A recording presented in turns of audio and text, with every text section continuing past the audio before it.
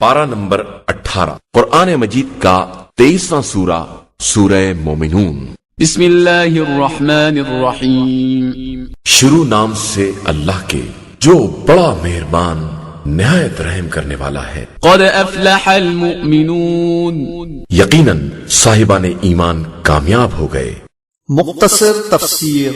ان آیات مبارکہ نے یہ صاف واضح کر دیا ہے کہ مسلمان اور مومن ہونے کے لیے عقیدہ کافی ہے، لیکن کامیابی اور نجات حاصل کرنے کے لیے مختلف قسم کی ذمہ داریوں کا ادا کرنا بھی ضروری ہے، اور وہ ذمہ داریاں یہ ہیں کہ خدا کی بارگاہ میں خشوع و خضوع ہو، بندوں کے لیے مال زکوٰۃ ادا کیا جائے، اخلاقی اعتبار سے لغویات سے پرہیز کیا جائے، عفت کے اعتبار سے ناجائز ذرائع سے شہوت کی تسکین کا سامان نہ کیا جائے، سماجی معاملات میں امانت اور عہد کا خیال رکھا جائے، بندگی کے استحکام کے لیے نماز کے اوقات کی پابندی کی جائے۔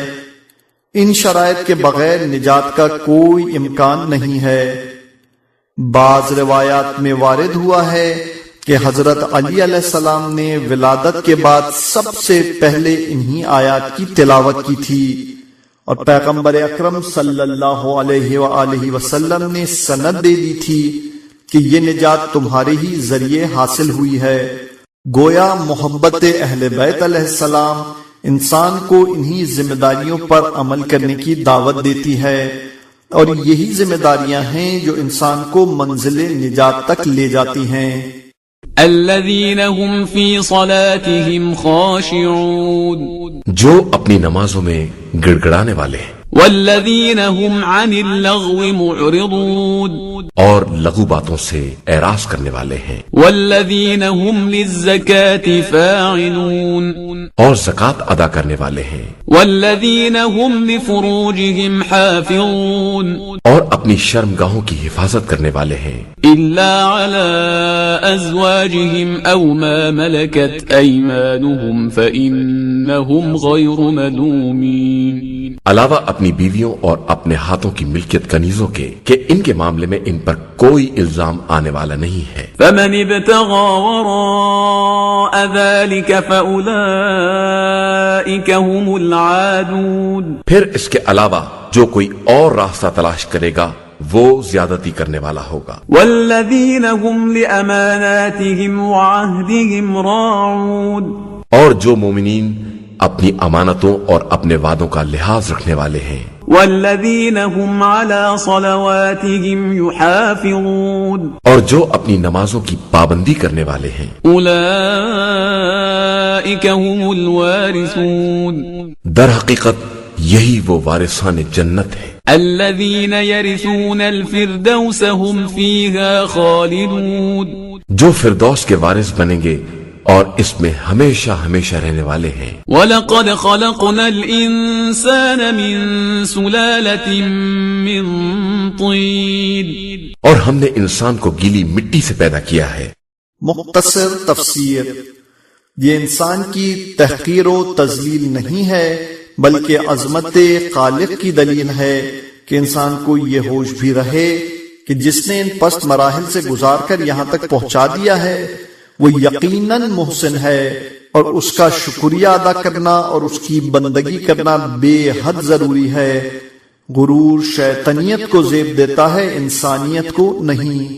ثم جعلناه نطفة في قرار مكين، پھر اسے ایک محفوظ جگہ پر نطفہ بنا کر رکھا ہے۔ ثم خلقنا النطفة علقة فخلقنا العلقة مضغة فخلقنا المضغة عظاما فكسونا العظام لحما ثم أنشأناه خلقا آخر فتبارك الله أحسن الخالقين۔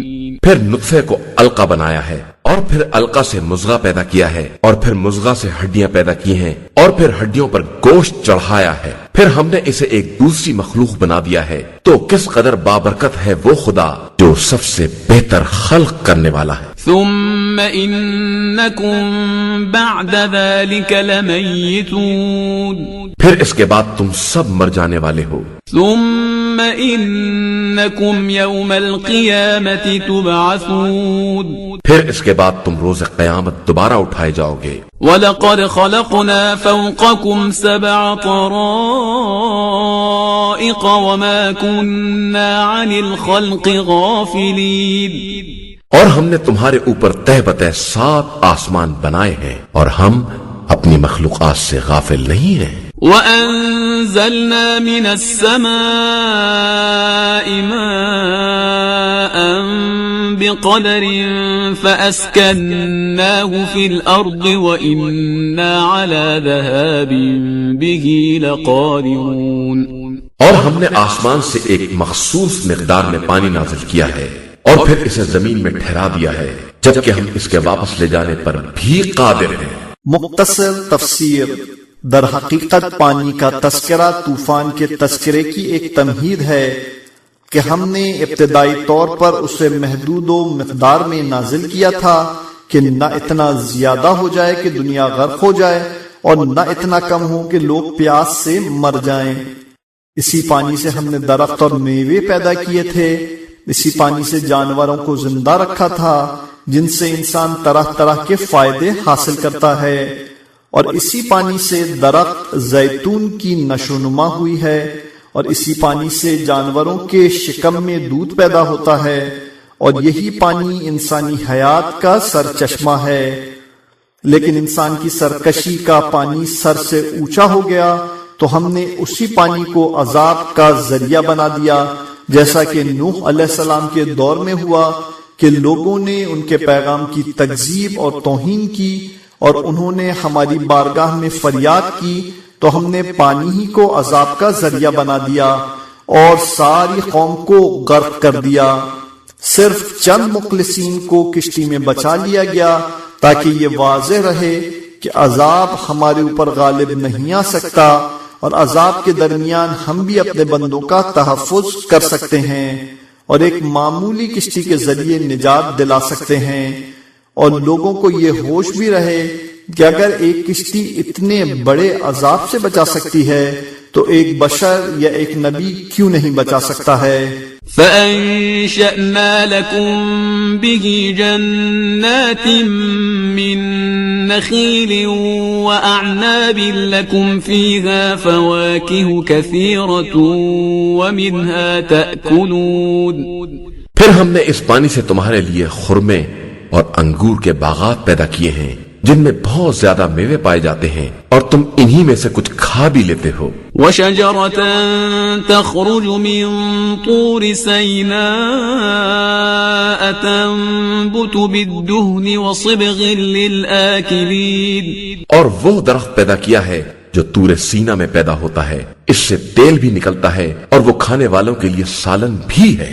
وَإِنَّ لَكُمْ فِي الْأَنْعَامِ لَعِبْرَةً نُسْقِيكُم مِّمَّا فِي بُطُونِهَا وَلَكُمْ فِيهَا مَنَافِعُ كَثِيرَةٌ وَمِنْهَا تَأْكُلُونَ، اور بے شک تمہارے لیے ان جانوروں میں بھی عبرت کا سامان ہے کہ ہم ان کے شکم میں سے تمہارے سیراب کرنے کا انتظام کرتے ہیں، اور تمہارے لیے ان میں بہت سے فوائد ہیں، اور ان میں سے بھی تم کھاتے ہو۔ وَعَلَيْهَا وَعَلَى الْفُلْكِ تُحْمَلُونَ، اور تمہیں ان جانوروں پر اور کشتیوں پر سوار کیا جاتا ہے۔ وَلَقَدْ أَرْسَلْنَا نُوحًا إِلَى قَوْمِهِ فَقَالَ يَا قَوْمِ اعْبُدُوا اللَّهَ مَا لَكُمْ مِنْ إِلَٰهٍ غَيْرُهُ أَفَلَا تَتَّقُونَ، اور ہم نے نوح کو ان کی قوم کی طرف بھیجا تو انہوں نے کہا کہ قوم والو خدا کی عبادت کرو کہ تمہارے لیے اس کے علاوہ کوئی خدا نہیں ہے، تو تم اس سے کیوں نہیں ڈرتے ہو؟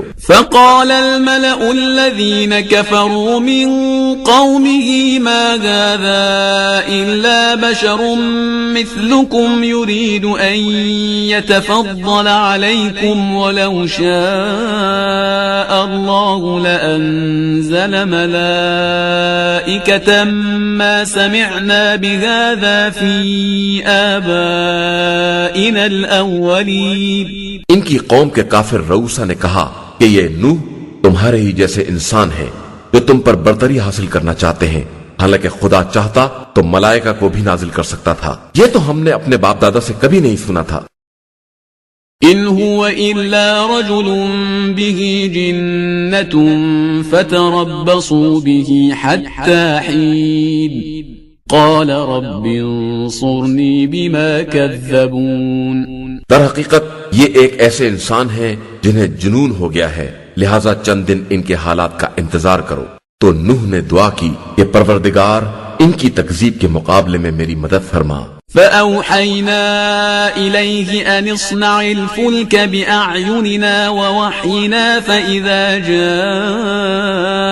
أمرنا وفارت النور فاسلك فيها من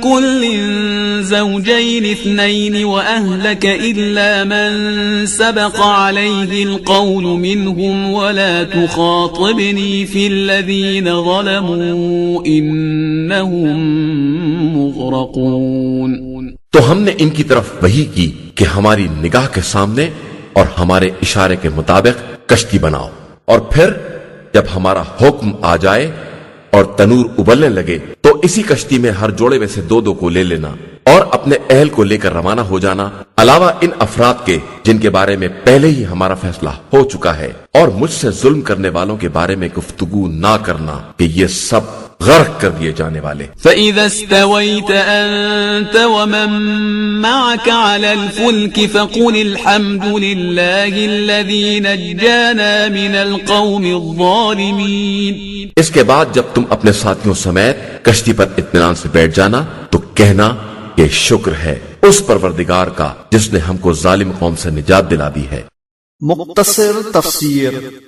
پانی جیسی رحمت کو وسیلہ عذاب بنا دینے کے بعد خداوند عالم نے ایک جماعت کو اس عذاب سے محفوظ کر لیا اور ان کا فرض قرار دیا کہ شکر خدا ادا کریں اور یہ دعا کریں کہ خدایا تو جہاں بھی لے جائے بابرکت جگہ پر لے جائے، تاکہ ہمیں یہ احساس رہے کہ ہم کشتی میں بچ بھی گئے تو یہ بھی خدا ہی کا کرم ہے، اور کسی سرزمین میں پناہ ملے گی تو وہ بھی اسی کے کرم کا نتیجہ ہوگی، اور یہی احساس انسان کو تمام برائیوں سے بچاتا ہے اور ہر آن اطاعت الہی پر آمادہ کرتا ہے. وَقُلْ رَبِّ أَنزِلْنِي مُنزَلًا مُبَارَكًا وَأَنْتَ خَيْرُ الْمُنزِلِينَ. اور یہ کہنا کہ پروردگار ہم کو بابرکت منزل پر اتارنا کہ تو بہترین اتارنے والا ہے. ان فی ذلک لآیات وإن كنا لمبتلین. اس امر میں ہماری بہت سی نشانیاں ہیں اور ہم تو بس امتحان لینے والے ہیں. ثم انشأنا من بعدهم قرنا آخرین. اس کے بعد پھر ہم نے دوسری قوموں کو پیدا کیا. فأرسلنا فيهم رسولا منهم أن اعبدوا الله ما لكم من إله غيره أفلا تتقون. اور ان میں بھی اپنے رسول کو بھیجا کہ تم سب اللہ کی عبادت کرو کہ اس کے علاوہ تمہارا کوئی خدا نہیں ہے، تو کیا تم پرہیزگار نہ بنو گے؟ وقال الملأ من قومه الذين كفروا وكذبوا بلقاء الآخرة وأترفناهم في الحياة الدنيا ما هذا إلا بشر مثلكم يأكل مما تأكلون منه ويشرب مما تشربون. تو ان کی قوم کے ان رؤسا نے جنہوں نے کفر اختیار کیا تھا اور آخرت کی ملاقات کا انکار کر دیا تھا، اور ہم نے انہیں زندگانی دنیا میں عیش و عشرت کا سامان دے دیا تھا، وہ کہنے لگے یہ تو تمہارا ہی جیسا ایک بشر ہے، جو تم کھاتے ہو وہی کھاتا ہے اور جو تم پیتے ہو وہی پیتا بھی ہے۔ وَلَئِنْ أَطَعْتُمْ بَشَرًا مِثْلَكُمْ إِنَّكُمْ إِذًا لَخَاسِرُونَ، اور اگر تم نے اپنے ہی جیسے بشر کی اطاعت کر لی تو یقیناً خسارہ اٹھانے والے ہو جاؤ گے۔ أَيَعِدُكُمْ أَنَّكُمْ إِذَا مِتُّمْ وَكُنْتُمْ تُرَابًا وَعِظَامًا أَنَّكُمْ مُخْرَجُونَ، کیا یہ تم سے اس بات کا وعدہ کرتا ہے کہ جب تم مر جاؤ گے اور خاک اور ہڈی ہو جاؤ گے تو پھر دوبارہ نکالے جاؤ گے؟ هَيْهَاتَ هَيْهَاتَ لِمَا تُوعَدُونَ، ہے تم سے کس بات کا وعدہ کیا جا رہا ہے؟ إِنْ هِيَ إِلَّا حَيَاتُنَا الدُّنْيَا نَمُوتُ وَنَحْيَا وَمَا نَحْنُ بِمَبْعُوثِينَ، یہ تو صرف ایک زندگانی دنیا ہے جہاں ہم مریں گے اور جیئیں گے اور دوبارہ زندہ ہونے والے نہیں ہیں۔ إِنْ هُوَ إِلَّا رَجُلٌ افْتَرَى عَلَى اللَّهِ كَذِبًا وَمَا نَحْنُ لَهُ بِمُؤْمِنِينَ، یہ ایک ایسا آدمی ہے جو خدا پر بہتان باندھتا ہے اور ہم اس پر ایمان لانے والے نہیں ہیں۔ مختصر تفسیر: انسان عجیب و غریب شخصیت کا مالک ہے کہ جب دولت اور سامان عشرت نہیں ملتا تو دعا کرتا ہے اور فریاد کرتا ہے، اور جب سامان عشرت مل جاتا ہے تو سب سے پہلے اسے خدا کی مخالفت کے ذریعے کے طور پر استعمال کرتا ہے، اور اپنے کو دنیا میں مشغول رکھنے کے لیے خیال آخرت کو ذہن سے یکسر نکال دینا چاہتا ہے، اگرچہ یہ خیال حران اس کے ذہن کو ٹھوکے دیتا رہتا ہے اور اس کے ضمیر کو کسی طرف سے بھی مطمئن نہیں ہونے دیتا، لیکن پھر بھی وہ اپنی بات کو بالا رکھنے کے لیے اس کی مخالفت کرتا ہے تاکہ کم از کم قوم اس کی طرف متوجہ نہ ہونے پائے، ورنہ ہماری حیثیت اور شخصیت کا جنازہ نکل جائے گا اور ہماری کوئی قدر و قیمت نہ رہ جائے گی۔ قال رب انصرنی بما كذبون، اس رسول نے کہا کہ پروردگار تو ہماری مدد فرما کہ یہ سب ہماری تکذیب کر رہے ہیں۔ قال عما قلیل لیصبحن نادمین، ارشاد ہوا کہ عنقریب یہ لوگ پشیمان ہو جائیں گے۔ فأخذتهم الصيحة بالحق فجعلناهم غثاء فبعدا للقوم الظالمین، نتیجہ یہ ہوا کہ انہیں ایک برحق چنگھاڑ نے اپنی گرفت میں لے لیا اور ہم نے انہیں کوڑا کرکٹ بنا دیا کہ ظالم قوم کے لیے ہلاکت اور بربادی ہی ہے۔ ثم انشأنا من بعدهم قرونا آخرین، پھر اس کے بعد ہم نے دوسری قوموں کو ایجاد کیا، ما تسبق من أمة أجلها وما يستأخرون، کوئی امت نہ اپنے مقررہ وقت سے آگے بڑھ سکتی ہے اور نہ پیچھے ہٹ سکتی ہے۔ ثم أرسلنا رسلنا تترى كلما جاء أمة رسولها كذبوه فأتبعنا بعضهم بعضا وجعلناهم أحاديث فبعدا لقوم لا يؤمنون۔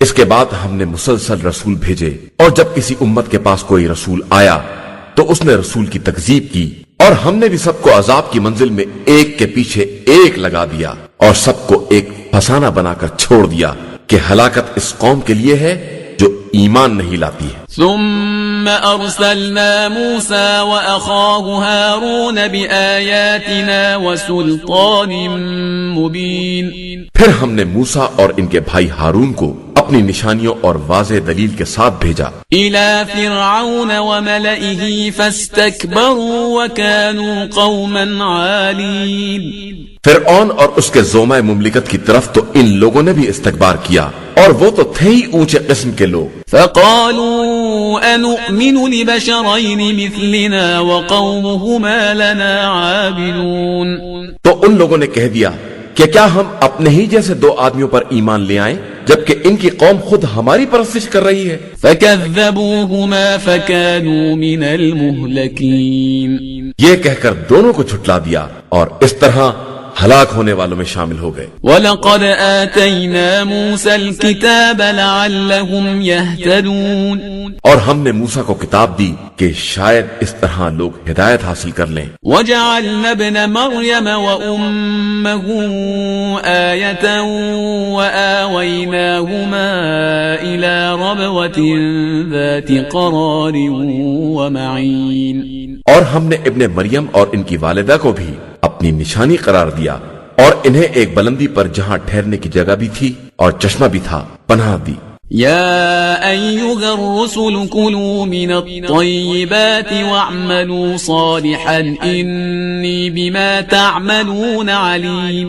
اے میرے رسولو، تم پاکیزہ غذائیں کھاؤ اور نیک کام کرو کہ میں تمہارے اعمال سے خوب باخبر ہوں. مختصر تفسیر. اسلام کسی مقام پر بھی کھانے پینے اور عیش و آرام کرنے سے منع نہیں کرتا ہے.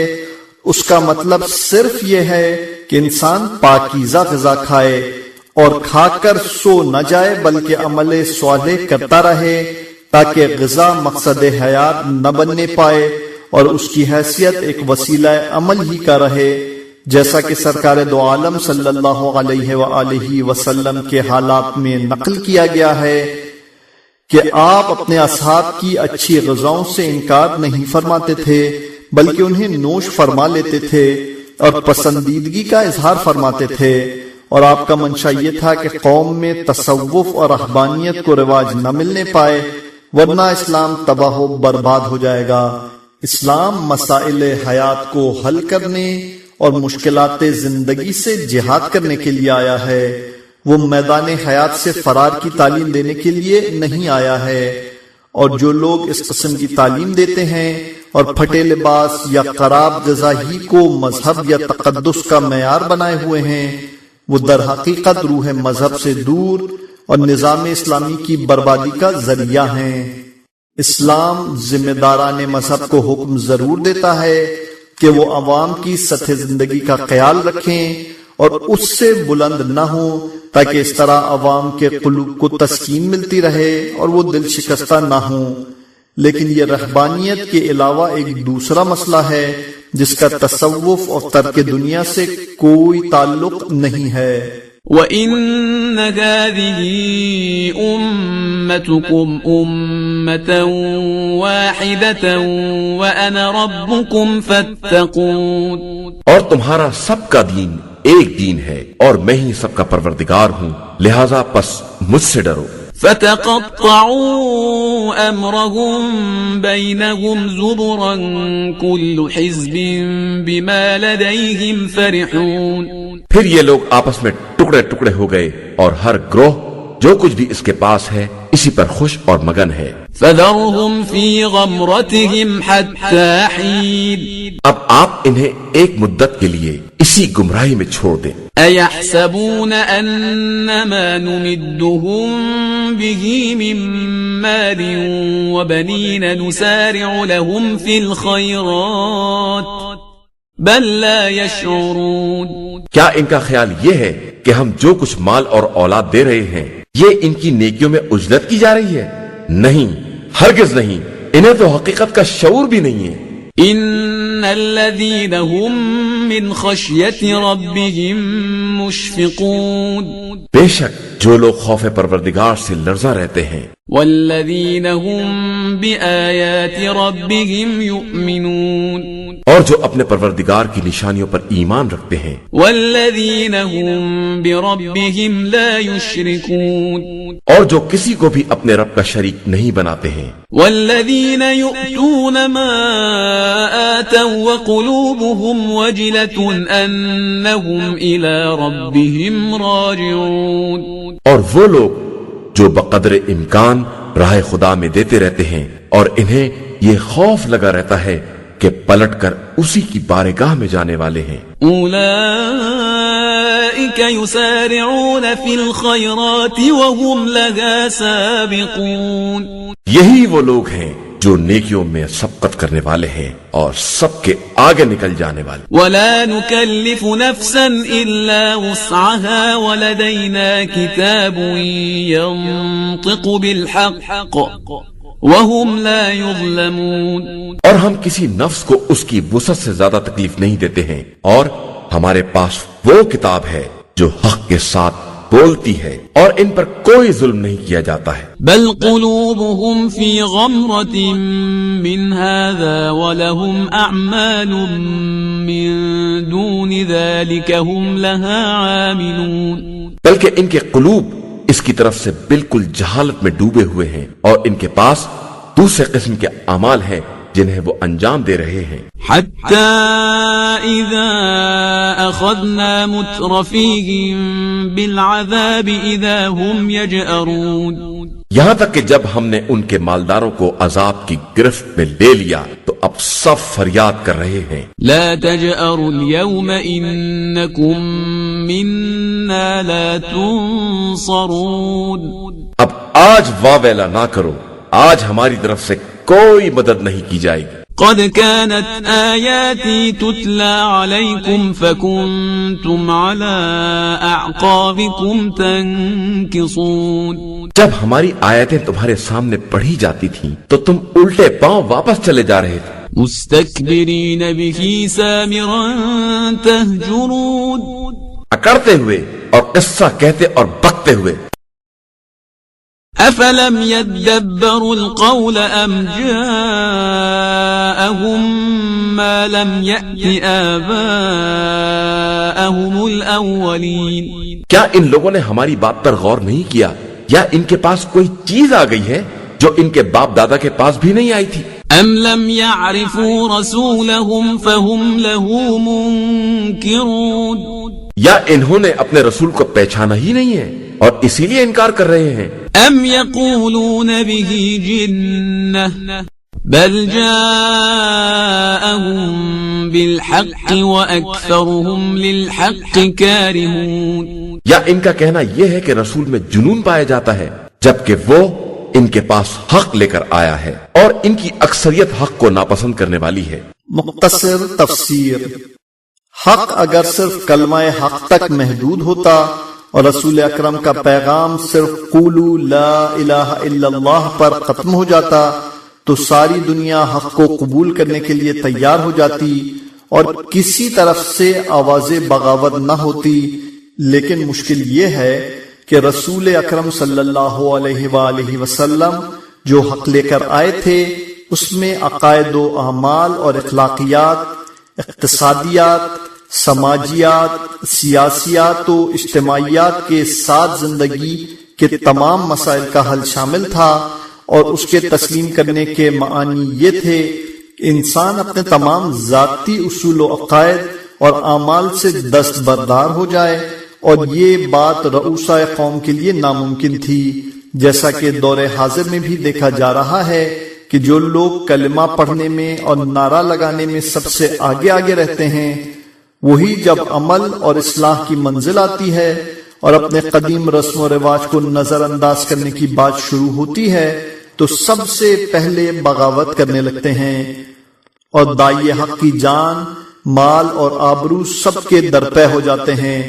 گویا زمانہ بدل گیا ہے لیکن اہل زمانہ کی ذہنیت میں کوئی فرق نہیں آیا ہے، اور یہی قرآن مجید کا سب سے بڑا معجزہ ہے کہ اس کے بیانات میں ہر دور کے مسائل کا حل موجود ہے اور وہ کسی وقت بھی فرسودہ اور کہنہ ہونے والا نہیں ہے.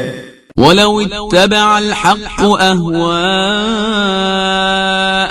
لَفَسَدَتِ السَّمَاوَاتُ وَالْأَرْضُ وَمَنْ فِيهِنَّ بَلْ أَتَيْنَاهُمْ بِذِكْرِهِمْ فَهُمْ عَنْ ذِكْرِهِمْ مُعْرِضُونَ.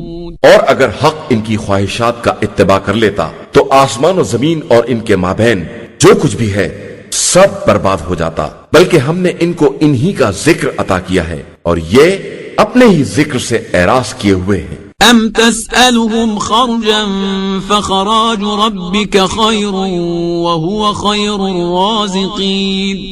تو کیا آپ ان سے اپنا خرچ مانگ رہے ہیں؟ ہرگز نہیں، خدا کا دیا ہوا خراج آپ کے لیے بہت بہتر ہے اور وہ بہترین رزق دینے والا ہے. وَإِنَّكَ لَتَدْعُوهُمْ إِلَى صِرَاطٍ مُسْتَقِيمٍ اور آپ تو انہیں سیدھے راستے کی دعوت دینے والے ہیں. وَإِنَّ الَّذِينَ لَا يُؤْمِنُونَ بِالْآخِرَةِ عَنِ الصِّرَاطِ لَنَاكِبُونَ اور جو لوگ آخرت پر ایمان نہیں لاتے ہیں وہ سیدھے راستے سے ہٹے ہوئے ہیں. وَلَوْ رَحِمْنَاهُمْ وَكَشَفْنَا مَا بِهِمْ مِنْ ضُرٍّ لَلَجُّوا فِي طُغْيَانِهِمْ يَعْمَهُونَ اور اگر ہم ان پر رحم کریں اور ان کی تکلیف کو دور بھی کر دیں تو بھی یہ اپنی سرکشی پر اڑے رہیں گے اور گمراہ ہی ہوتے جائیں گے. وَلَقَدْ أَخَذْنَاهُمْ بِالْعَذَابِ فَمَا اسْتَكَانُوا لِرَبِّهِمْ وَمَا يَتَضَرَّعُونَ اور ہم نے انہیں عذاب کے ذریعے پکڑا بھی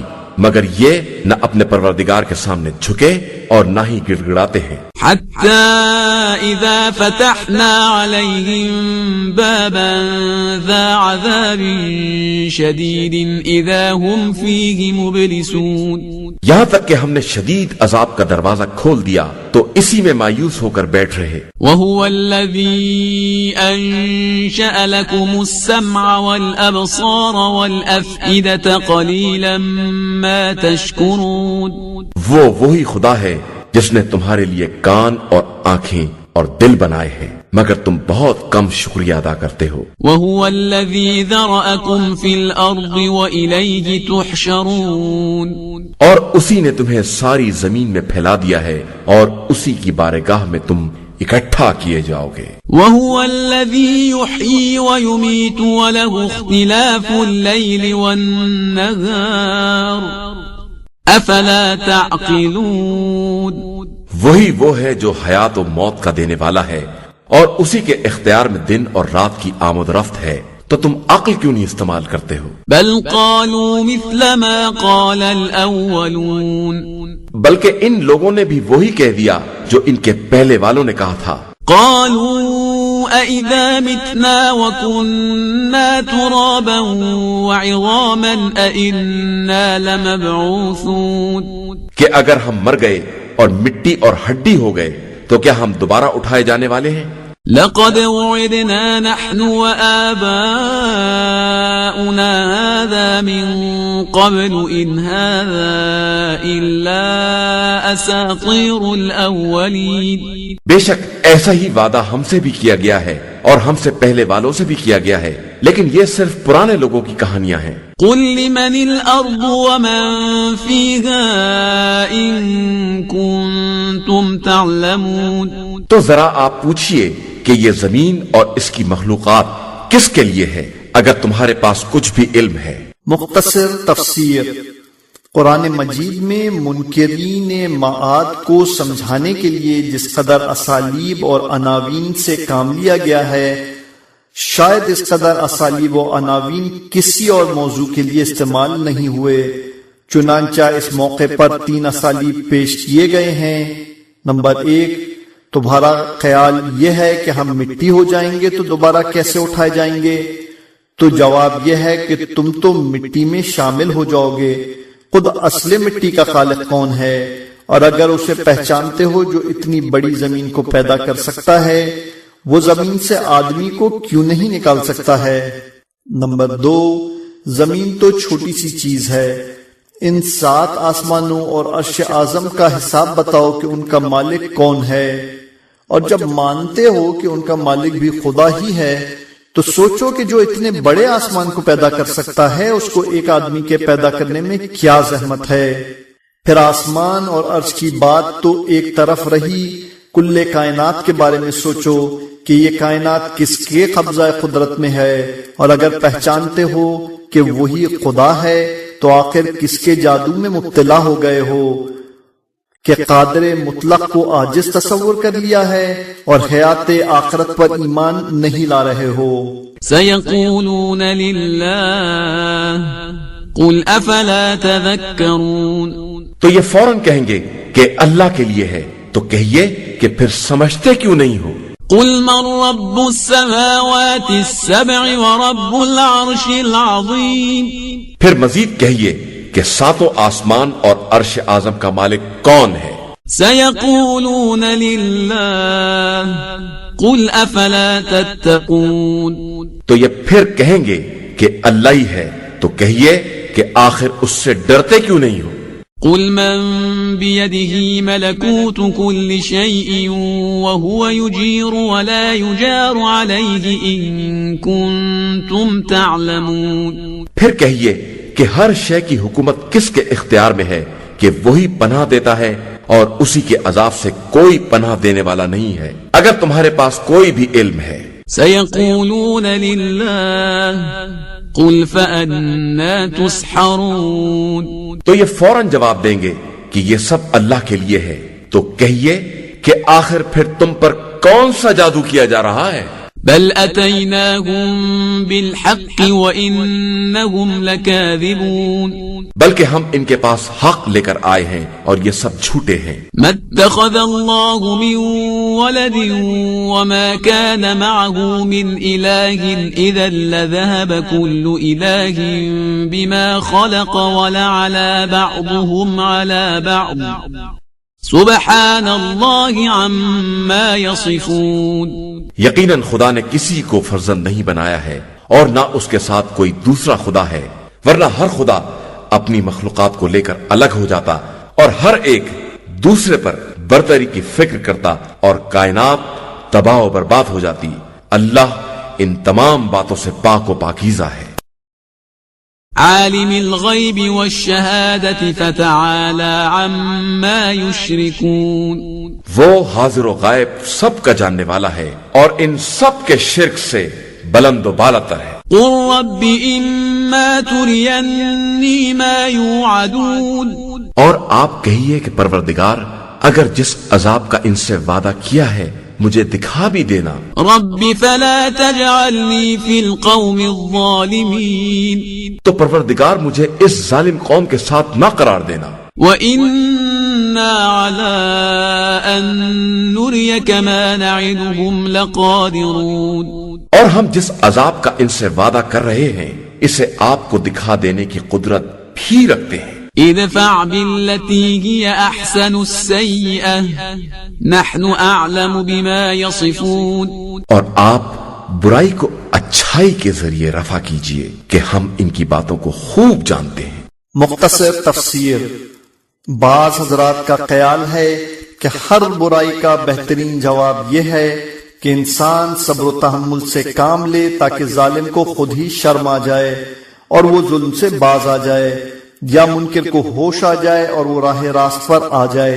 لیکن یہ بات قاعدہ کلیہ کے طور پر صحیح نہیں ہے، بلکہ اچھائی کا صحیح معیار یہ ہے کہ جواب حالات کے مطابق ہو اور انسان میں نیکی کی صلاحیت پائی جاتی ہے تو جواب صبر و تحمل سے ہو، اور صرف شرارت پر آمادہ ہے تو طاقت کا بھی مظاہرہ کرو تاکہ اسے تمہاری کمزوری کا احساس نہ ہونے پائے کہ اس کے بعد مزید بغاوت اور شرارت پیدا ہوگی، جس طرح کہ سرکار دو عالم صلی اللہ علیہ وآلہ وسلم نے مدینہ منورہ کی زندگی میں کیا ہے۔ وَقُلْ رَبِّ أَعُوذُ بِكَ مِنْ هَمَزَاتِ الشَّيَاطِينِ، اور کہیے کہ پروردگار میں شیطانوں کے وسوسوں سے تیری پناہ چاہتا ہوں۔ مختصر تفسیر۔ پناہ مانگنا قطرے کی علامت نہیں ہے کہ عصمت کے منافی ہو، یہ بات کی اہمیت کی علامت ہے، اور پھر امت کے لیے تعلیم بھی ہے کہ ہر آن خدا کی پناہ کا طلبگار رہنا چاہیے اور شیطان کے شر سے بچتے رہنا چاہیے۔ وَأَعُوذُ بِكَ رَبِّ أَن يَحْضُرُونَ، اور اس بات سے پناہ مانگتا ہوں کہ شیاطین میرے پاس آ جائیں، حتى إذا جاء أحدهم الموت قال رب ارجعون لعلي أعمل صالحا فيما تركت كلا إنها كلمة هو قائلها ومن ورائهم برزخ إلى يوم يبعثون۔ یہاں تک کہ جب ان میں سے کسی کی موت آ گئی تو کہنے لگا کہ پروردگار مجھے پلٹا دے، شاید میں اب کوئی نیک عمل انجام دوں۔ ہرگز نہیں، یہ ایک بات ہے جو یہ کہہ رہا ہے اور ان کے پیچھے ایک عالم برزخ ہے جو قیامت کے دن تک قائم رہنے والا ہے۔ مختصر تفسیر: بعض اہل معرفت کا کہنا ہے کہ اچھا ہوا خدا نے مسئلے کو یہیں صاف کر دیا، ورنہ ایک مرتبہ واپس کر دیا جاتا تو شیطان کو ایک بہانہ اور بھی مل جاتا اور دوسرے جہنم میں پہلے سے زیادہ بدعمالیاں ہوتی اور شیطان یہی سہارا دیتا رہتا کہ آئندہ جہنم سے واپس آ کر بہترین اعمال کر لینا، ابھی کیا جلدی ہے، اب تو واپسی کا راستہ بھی کھل گیا اور ذرا گڑ گڑانے کی ضرورت ہے اور دوبارہ واپسی کی اجازت مل جاتی ہے۔ فَإِذَا نُفِخَ فِي الصُّورِ فَلَا أَنْسَابَ بَيْنَهُمْ يَوْمَئِذٍ وَلَا يَتَسَاءَلُونَ، پھر جب سور پھونکا جائے گا تو نہ رشتہ داریاں ہوں گی اور نہ آپس میں کوئی ایک دوسرے کے حالات پوچھے گا۔ فَمَن ثَقُلَتْ مَوَازِينُهُ فَأُولَئِكَ هُمُ الْمُفْلِحُونَ، پھر جن کی نیکیوں کا پلہ بھاری ہوگا وہ کامیاب اور نجات پانے والے ہوں گے۔ وَمَنْ خَفَّتْ مَوَازِينُهُ فَأُولَئِكَ الَّذِينَ خَسِرُوا أَنفُسَهُمْ فِي جَهَنَّمَ خَالِدُونَ، اور جن کی نیکیوں کا پلہ ہلکا ہوگا وہ وہی لوگ ہوں گے جنہوں نے اپنے نفس کو خسارے میں ڈال دیا اور وہ جہنم میں ہمیشہ ہمیشہ رہنے والے ہیں۔ تَلْفَحُ وُجُوهَهُمُ النَّارُ وَهُمْ فِيهَا كَالِحُونَ، جہنم کی آگ ان کے چہروں کو جھلس دے گی اور وہ اسی میں منہ بنائے ہوئے ہوں گے۔ أَلَمْ تَكُنْ آيَاتِي تُتْلَى عَلَيْكُمْ فَكُنْتُمْ بِهَا تُكَذِّبُونَ، کیا ایسا نہیں ہے کہ جب ہماری آیتیں تمہارے سامنے پڑھی جاتی تھیں تو تم ان کی تکذیب کیا کرتے تھے؟ قالوا ربنا غلبت علينا شقوتنا وكنا قوما ضالين، وہ لوگ کہیں گے کہ پروردگار ہم پر بدبختی غالب آ گئی تھی اور ہم گمراہ ہو گئے تھے۔ ربنا اخرجنا منها فإن عدنا فإنا ظالمون، پروردگار اب ہمیں جہنم سے نکال دے، اس کے بعد دوبارہ گناہ کریں تو ہم واقعی ظالم ہیں۔ قال اخسئوا فيها ولا تكلمون، ارشاد ہوگا کہ اب اسی میں ذلت کے ساتھ پڑے رہو، بات نہ کرو۔ إنه كان فريق من عبادي يقولون ربنا آمنا فاغفر لنا وارحمنا وأنت خير الراحمين، ہمارے بندوں میں ایک گروہ ایسا بھی تھا جن کا کہنا تھا کہ پروردگار ہم ایمان لائے ہیں لہٰذا ہمارے گناہوں کو معاف کر دے اور ہم پر رحم فرما کہ تو بہترین رحم کرنے والا ہے۔ فاتخذتموهم سخريا حتى أنسوكم ذكري وكنتم منهم تضحكون، تو تم لوگوں نے ان کو بالکل مذاق بنا لیا تھا، یہاں تک کہ اس مذاق نے تمہیں ہماری یاد سے بالکل غافل بنا دیا اور تم ان کا مذاق ہی اڑاتے رہ گئے۔ إني جزيتهم اليوم بما صبروا أنهم هم الفائزون، آج کے دن ہم نے ان کو یہ جزا دی ہے کہ وہ سراسر کامیاب ہے۔ قال كم لبثتم في الأرض عدد سنين، پھر خدا پوچھے گا کہ تم روئے زمین پر کتنے سال رہے؟ قالوا لبثنا يوما أو بعض يوم فاسأل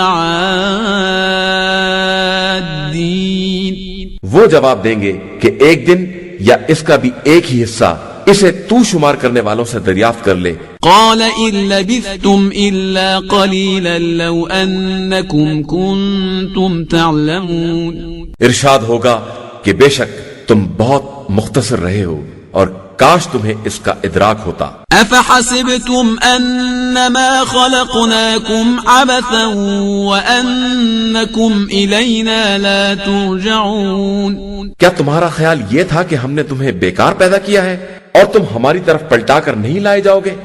مختصر تفسیر: حیات انسانی کا سب سے بڑا مسئلہ اس کی مقصدیت اور عدم مقصدیت کا ہے۔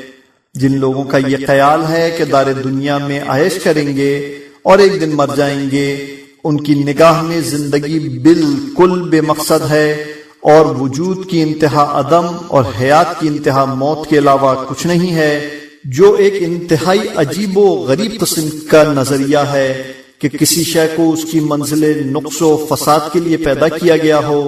انسانی زندگی کی صحیح قدر و قیمت یہی ہے کہ اس کا کوئی مقصد ہو، اور وہ مقصد بھی اس کے وجود سے پستر نہ ہو، تاکہ زندگی کا سفر بلندی کی طرف ہو اور پستی کی طرف نہ ہو، اور انسان سے بالاتر کوئی مخلوق نہیں ہے، لہذا مقصدیت کا تعلق خالق کائنات سے ہونا چاہیے اور اسی کو مقصد حیات بننا چاہیے، تاکہ نقص کمال کی طرف سفر کرے اور امانت نتیجہ کار میں صاحب امانت کے حوالے کر دی جائے۔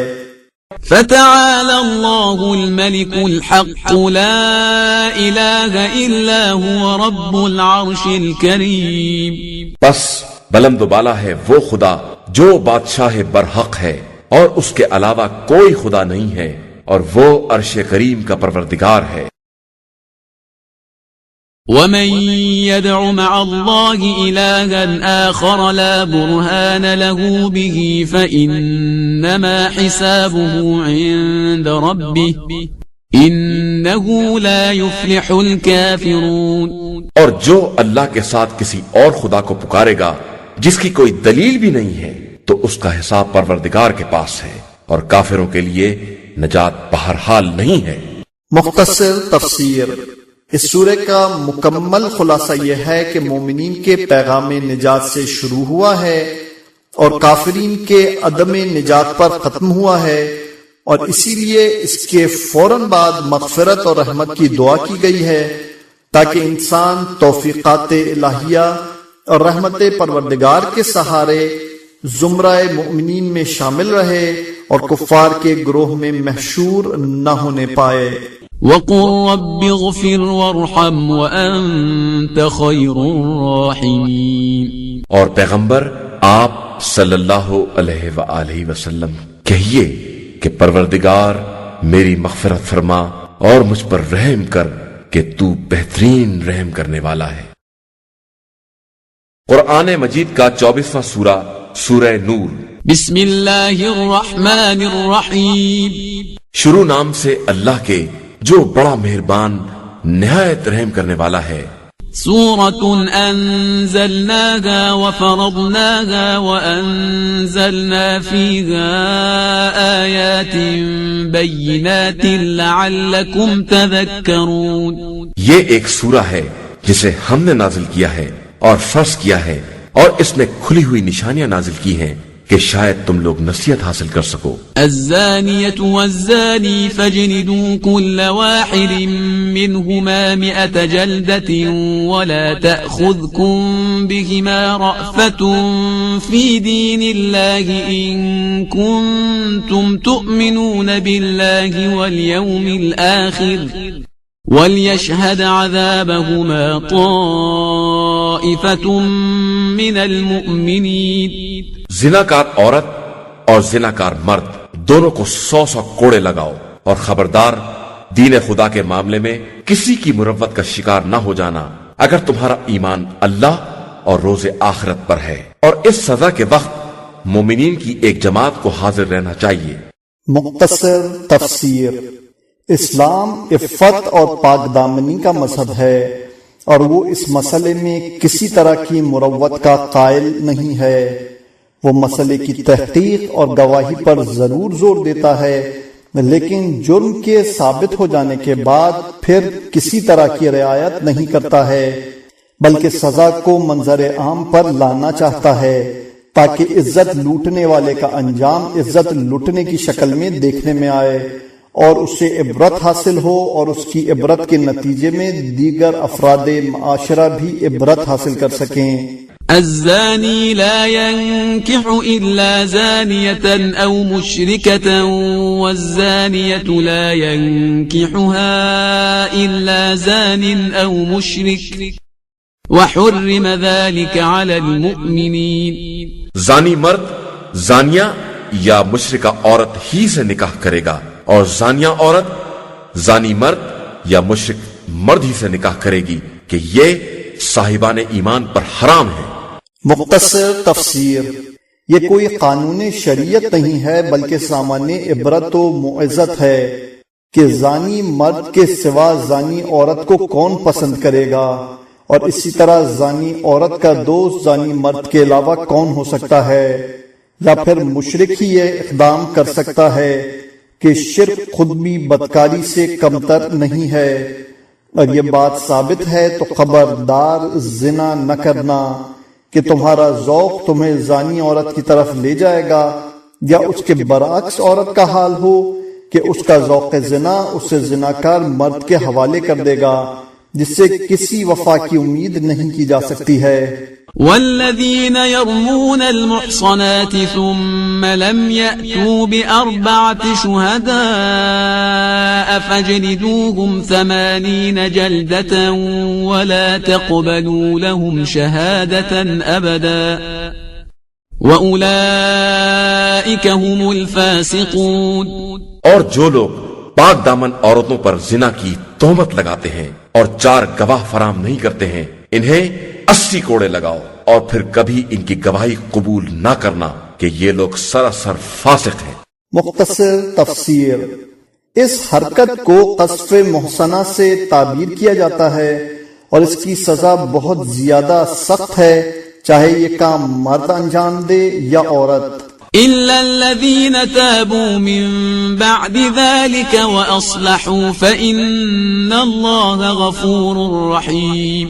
علاوہ ان افراد کے جو اس کے بعد توبہ کر لیں اور اپنے نفس کی اصلاح کر لیں کہ اللہ بہت زیادہ بخشنے والا اور مہربان ہے۔ والذين يرمون أزواجهم ولم يكن لهم شهداء إلا أنفسهم فشهادة أحدهم 4 شهادات بالله إنه لمن الصادقين۔ اور جو لوگ اپنی بیویوں پر تہمت لگاتے ہیں اور ان کے پاس اپنے علاوہ کوئی گواہ نہیں ہوتا ہے تو ان کی اپنی گواہی 4 گواہوں کے برابر ہوگی اگر وہ 4 مرتبہ قسم کھا کر کہیں کہ وہ سچے ہیں۔ مختصر تفسیر، اس عمل کو لعن کہا جاتا ہے جہاں شوہر عورت پر زنا کی تہمت لگاتا ہے اور پھر دونوں فریق قسم کھا کر سزا سے بچ جاتے ہیں اور سلسلہ نکاح ختم ہو جاتا ہے اور عورت اس مرد پر ہمیشہ ہمیشہ کے لیے حرام ہو جاتی ہے۔ والخامسة أن لعنة الله عليه إن كان من الكاذبين۔ اور 5ویں مرتبہ یہ کہیں کہ اگر وہ جھوٹے ہیں تو ان پر خدا کی لعنت ہے۔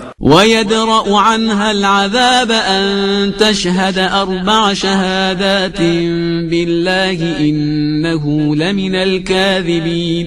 پھر عورت سے بھی حد برطرف ہو سکتی ہے اگر وہ 4 مرتبہ قسم کھا کر یہ کہے کہ یہ مرد جھوٹوں میں سے ہے۔ والخامسة أن غضب الله عليها إن كان من الصادقين۔ اور 5ویں مرتبہ یہ کہے کہ اگر وہ صادقین میں سے ہے تو مجھ پر خدا کا غضب ہے۔ ولولا فضل الله عليكم ورحمته وأن الله تواب حكيم۔ اور اگر تم پر خدا کا فضل اور اس کی رحمت نہ ہوتی اور وہ توبہ قبول کرنے والا صاحب حکمت نہ ہوتا تو اس تہمت کا انجام بہت برا ہوتا۔ ان الذين جاءوا بالإفك عصبة منكم لا تحسبوه شرا لكم بل هو خير لكم لكل امرئ منهم ما اكتسب من الإثم والذي تولى كبره منهم له عذاب عظيم۔ بے شک جن لوگوں نے زنا کی تہمت لگائی وہ تمہیں میں سے ایک گروہ تھا، تم اسے اپنے حق میں شر نہ سمجھو، یہ تمہارے حق میں خیر ہے، اور ہر شخص کے لیے اتنا ہی گناہ ہے جو اس نے خود کمایا ہے، اور ان میں سے جس نے بڑا حصہ لیا ہے اس کے لیے بڑا عذاب ہے۔ مختصر تفسیر، مؤرخین اور مفسرین کی ایک بڑی جماعت نے اس واقعے کو نقل کیا ہے کہ رسول اکرم نے بنی مصطلق سے جہاد میں جاتے وقت حسب عادت قرعہ ڈالا تو ساتھ جانے کے لیے حضرت عائشہ کا نام نکل آیا اور انہیں ساتھ لے کر چلے۔ اس کے بعد جب میدان فتح کر کے واپس آئے تو راستے میں ایک مقام پر قیام کیا اور حضرت عائشہ رفع حاجت کے لیے دور چلی گئیں۔ ادھر قافلہ روانہ ہو گیا اور وہ وہیں رہ گئیں۔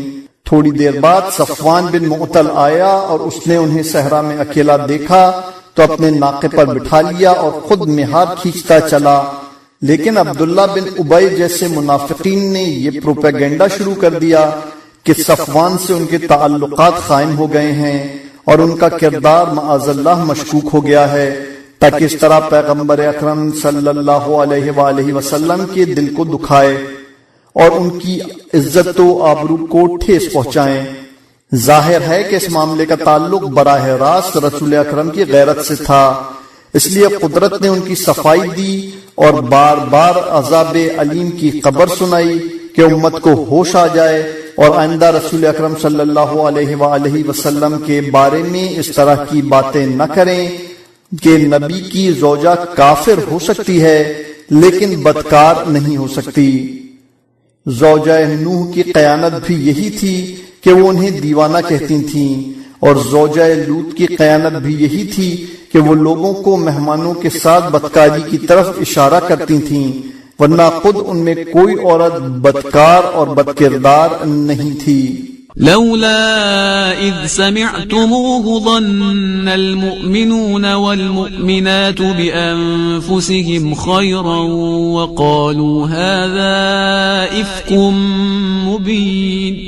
آخر ایسا کیوں نہ ہوا کہ جب تم لوگوں نے اس تہمت کو سنا تھا تو مومنین و مومنات اپنے بارے میں خیر گمان کرتے اور کہتے کہ یہ تو کھلا ہوا بہتان ہے۔ لولا جاءوا عليه بأربعة شهداء فإذ لم يأتوا بالشهداء فأولئك عند الله هم الكاذبون۔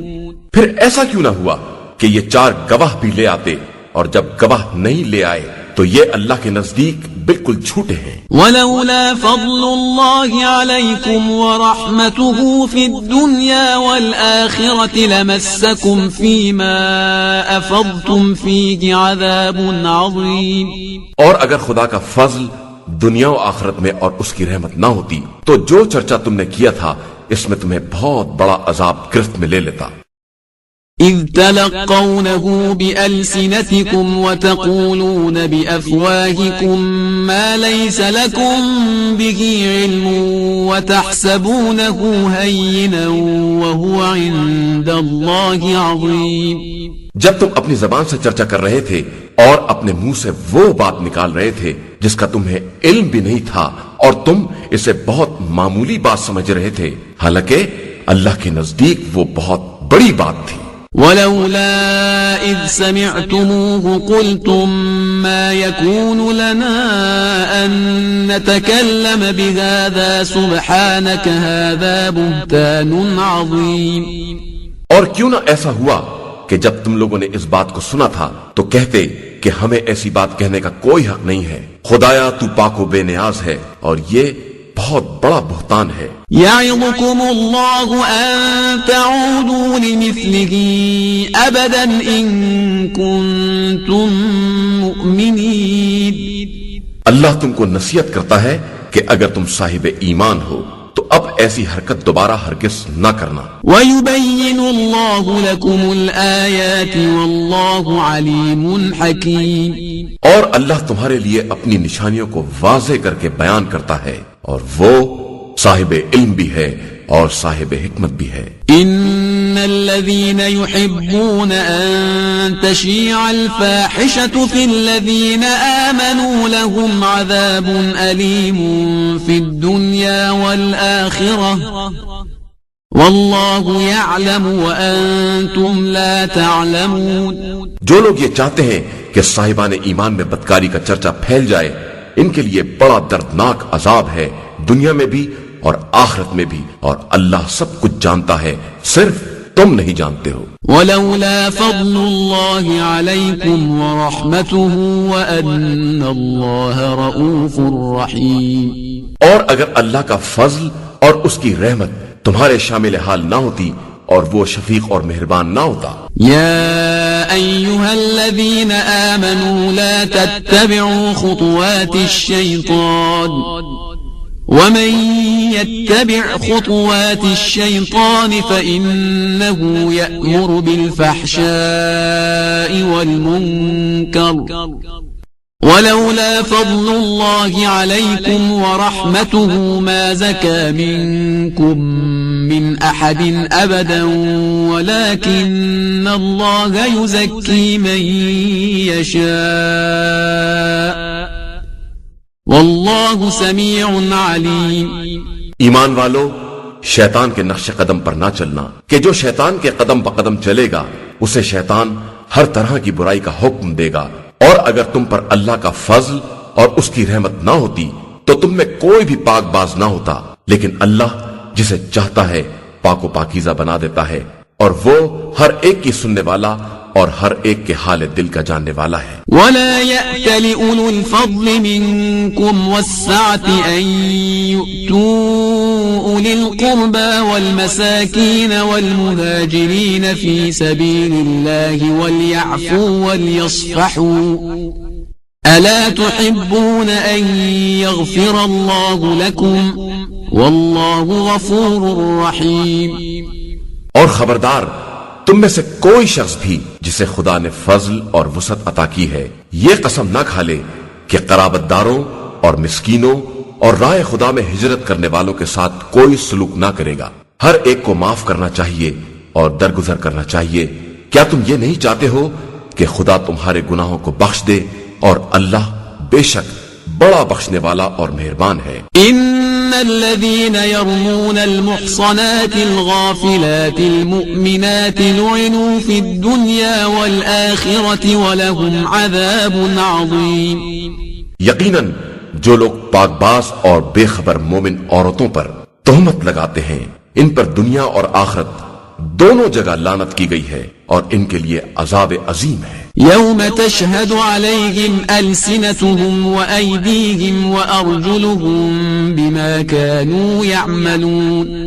قیامت کے دن ان کے خلاف ان کی زبانیں اور ان کے ہاتھ پاؤں سب گواہی دیں گے کہ یہ کیا کر رہے تھے۔ مختصر تفسیر۔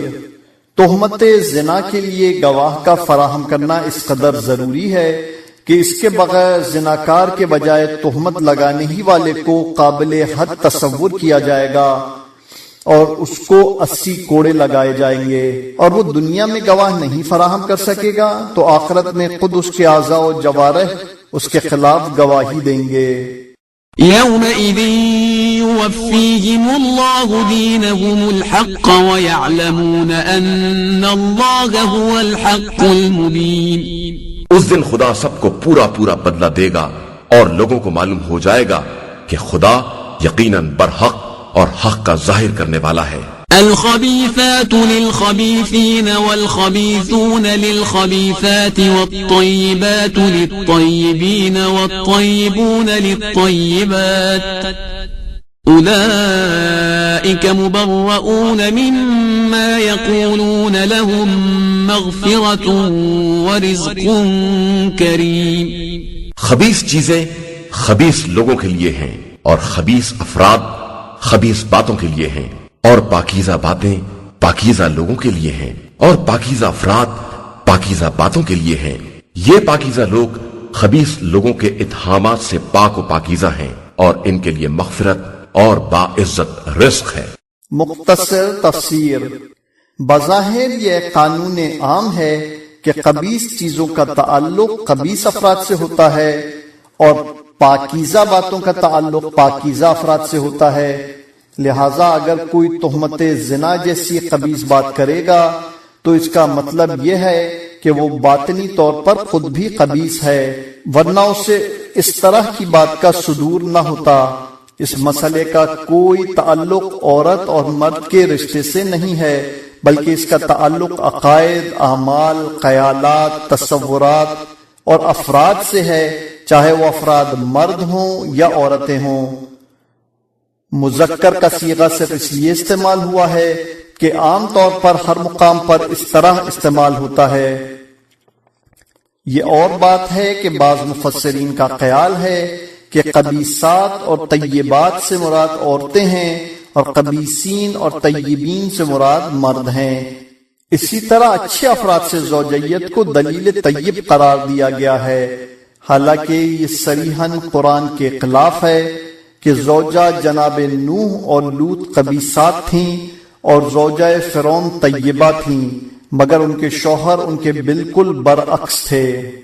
يا أيها الذين آمنوا لا تدخلوا بيوتا غير بيوتكم حتى تستأنسوا وتسلموا على أهلها ذلكم خير لكم لعلكم تذكرون۔ ایمان والو، خبردار اپنے گھروں کے علاوہ کسی کے گھر میں داخل نہ ہونا جب تک کہ صاحب خانہ سے اجازت نہ لے لو اور انہیں سلام نہ کر لو، یہی تمہارے حق میں بہتر ہے کہ شاید تم اس سے نصیحت حاصل کر سکو۔ فَإِن لَّمْ تَجِدُوا فِيهَا أَحَدًا فَلَا تَدْخُلُوهَا حَتَّى يُؤْذَنَ لَكُمْ وَإِن قِيلَ لَكُمُ ارْجِعُوا فَارْجِعُوا هُوَ أَزْكَىٰ لَكُمْ وَاللَّهُ بِمَا تَعْمَلُونَ عَلِيمٌ۔ پھر اگر گھر میں کوئی نہ ملے تو اس وقت تک داخل نہ ہونا جب تک اجازت نہ مل جائے، اور اگر تم سے کہا جائے کہ واپس چلے جاؤ تو واپس چلے جانا، کہ یہی تمہارے لیے زیادہ پاکیزہ امر ہے، اور اللہ تمہارے اعمال سے خوب باخبر ہے۔ ليس عليكم جناح أن تدخلوا بيوتا غير مسكونة فيها متاع لكم والله يعلم ما تبدون وما تكتمون۔ تمہارے لیے کوئی حرج نہیں ہے کہ تم ایسے مکانات میں جو غیر آباد ہیں اور جن میں تمہارا کوئی سامان ہے داخل ہو جاؤ، اور اللہ اس کو بھی جانتا ہے جس کا تم اظہار کرتے ہو، اور اس کو بھی جانتا ہے جس کی تم پردہ پوشی کرتے ہو۔ قل للمؤمنين يغضوا من أبصارهم ويحفظوا فروجهم ذلك أزكى لهم إن الله خبير بما يصنعون۔ اور پیغمبر آپ صلی اللہ علیہ وآلہ وسلم مومنین سے کہہ دیجئے کہ اپنی نگاہوں کو نیچی رکھیں اور اپنی شرمگاہوں کی حفاظت کریں، کہ یہی زیادہ پاکیزہ بات ہے، اور بے شک اللہ ان کے کاروبار سے خوب باخبر ہے۔ مختصر تفسیر۔ واضح رہے کہ آیت کریمہ میں نگاہ نیچی رکھنے کا حکم ہے، لیکن کس سے اور کب اس کا تذکرہ نہیں ہے، بلکہ لفظ من تبعیض بھی داخل کر دیا گیا ہے، جس سے معلوم ہوتا ہے کہ ہر وقت نگاہیں نیچے رکھنا واجب نہیں ہے، اور پھر یہی حکم عورتوں کے لیے بھی ہے، جس کا مطلب یہ ہے کہ تشریحات کے لیے روایات کی طرف رجوع کرنا ہوگا، اور وہ موقع اور مقامات وہاں سے طے ہوں گے جس وقت نگاہ کا نیچے رکھنا ضروری ہے۔ وَقُلْ لِلْمُؤْمِنَاتِ يَغْضُضْنَ مِنْ أَبْصَارِهِنَّ وَيَحْفَظْنَ فُرُوجَهُنَّ وَلَا يُبْدِينَ زِينَتَهُنَّ إِلَّا مَا ظَهَرَ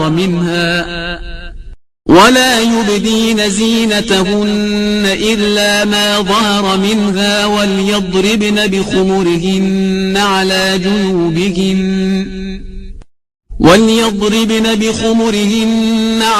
جُيُوبِهِنَّ وَلَا يُبْدِينَ زِينَتَهُنَّ إِلَّا لِبُعُولَتِهِنَّ أَوْ آبَائِهِنَّ أَوْ آبَاءِ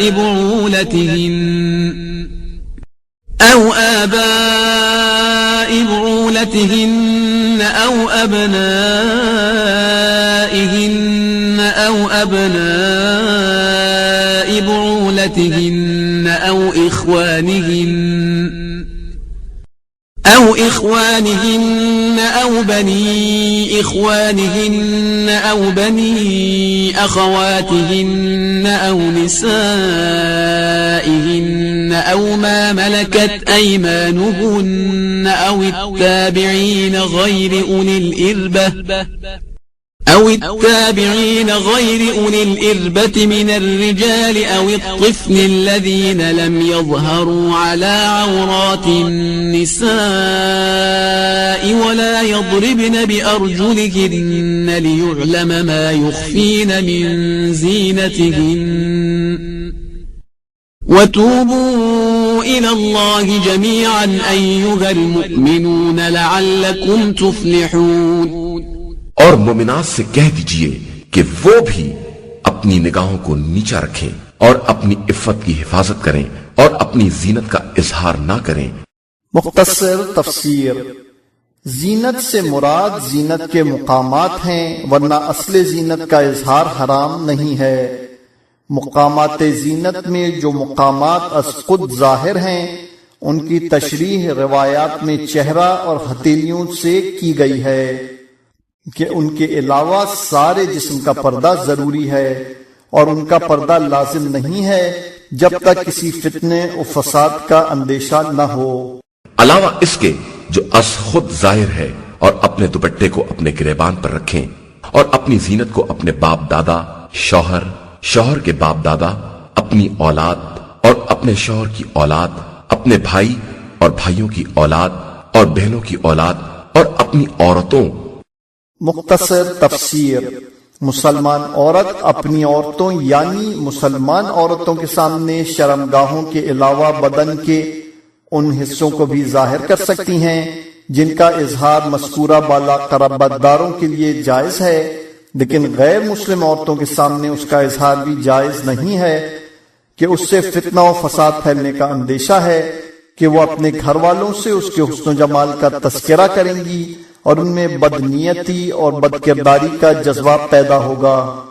اور اپنے غلام اور کنیزوں اور ایسے تابع افراد جن میں عورت کی طرف سے کوئی خواہش نہیں رہ گئی ہے، اور وہ بچے جو عورتوں کے پردے کی بات سے کوئی سروکار نہیں رکھتے ہیں، ان سب کے علاوہ کسی پر ظاہر نہ کریں. اور خبردار اپنے پاؤں پٹک کر نہ چلیں کہ جس زینت کو چھپائے ہوئے ہیں اس کا اظہار ہو جائے. اور صاحبان ایمان تم سب اللہ کی بارگاہ میں توبہ کرتے رہو کہ شاید اسی طرح تمہیں فلاح اور نجات حاصل ہو جائے.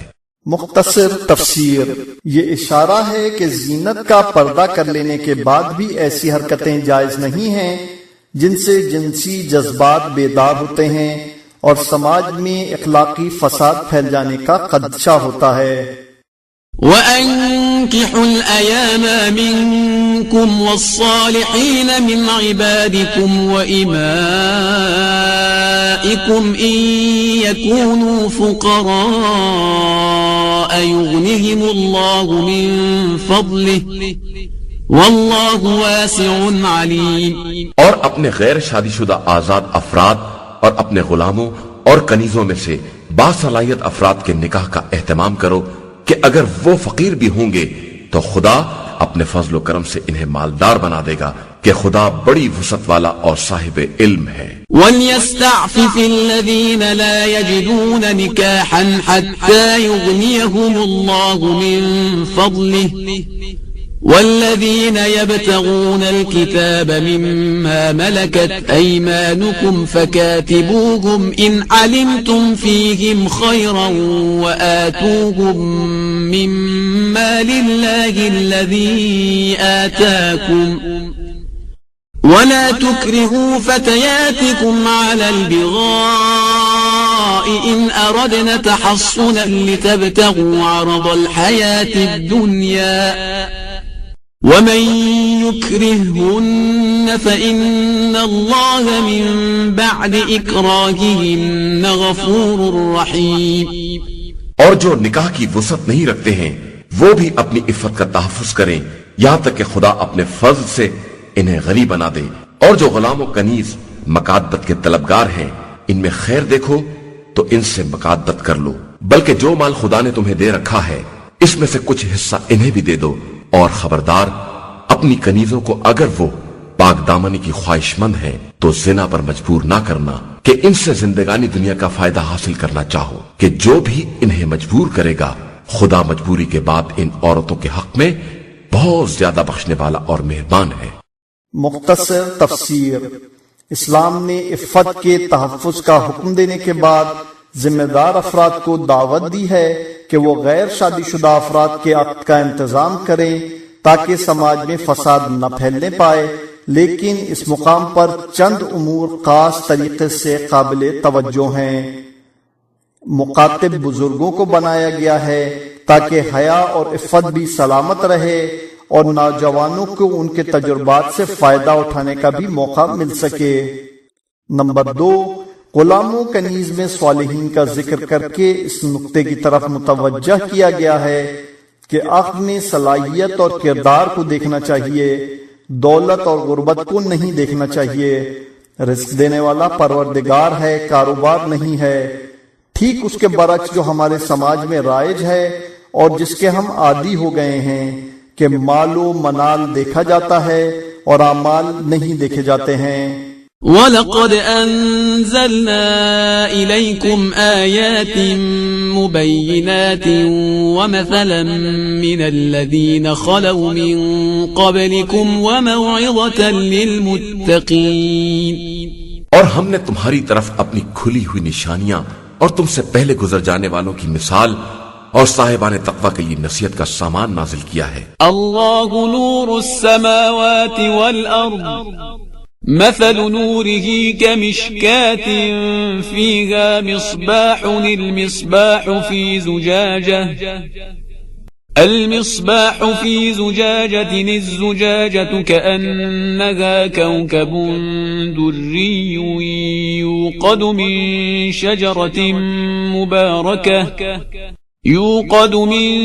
شجرة مباركة زيتونة لا شرقية ولا غربية يكاد زيتها يضيء ولو لم تمسسه نور على نور يهدي الله لنوره من يشاء وَيَضْرِبُ اللَّهُ الْأَمْثَالَ لِلنَّاسِ وَاللَّهُ بِكُلِّ شَيْءٍ عَلِيمٌ۔ اللہ آسمانوں اور زمین کا نور ہے، اس کے نور کی مثال اس طاق کی ہے جس میں چراغ ہو اور چراغ شیشے کی قندیل میں ہو اور قندیل ایک جگمگاتے ستارے کے مانند ہو جو زیتون کے بابرکت درخت سے روشن کیا جائے، جو نہ مشرق والا ہو نہ مغرب والا، اور قریب ہے کہ اس کا روغن بھڑک اٹھے چاہے اسے آگ مس بھی نہ کرے۔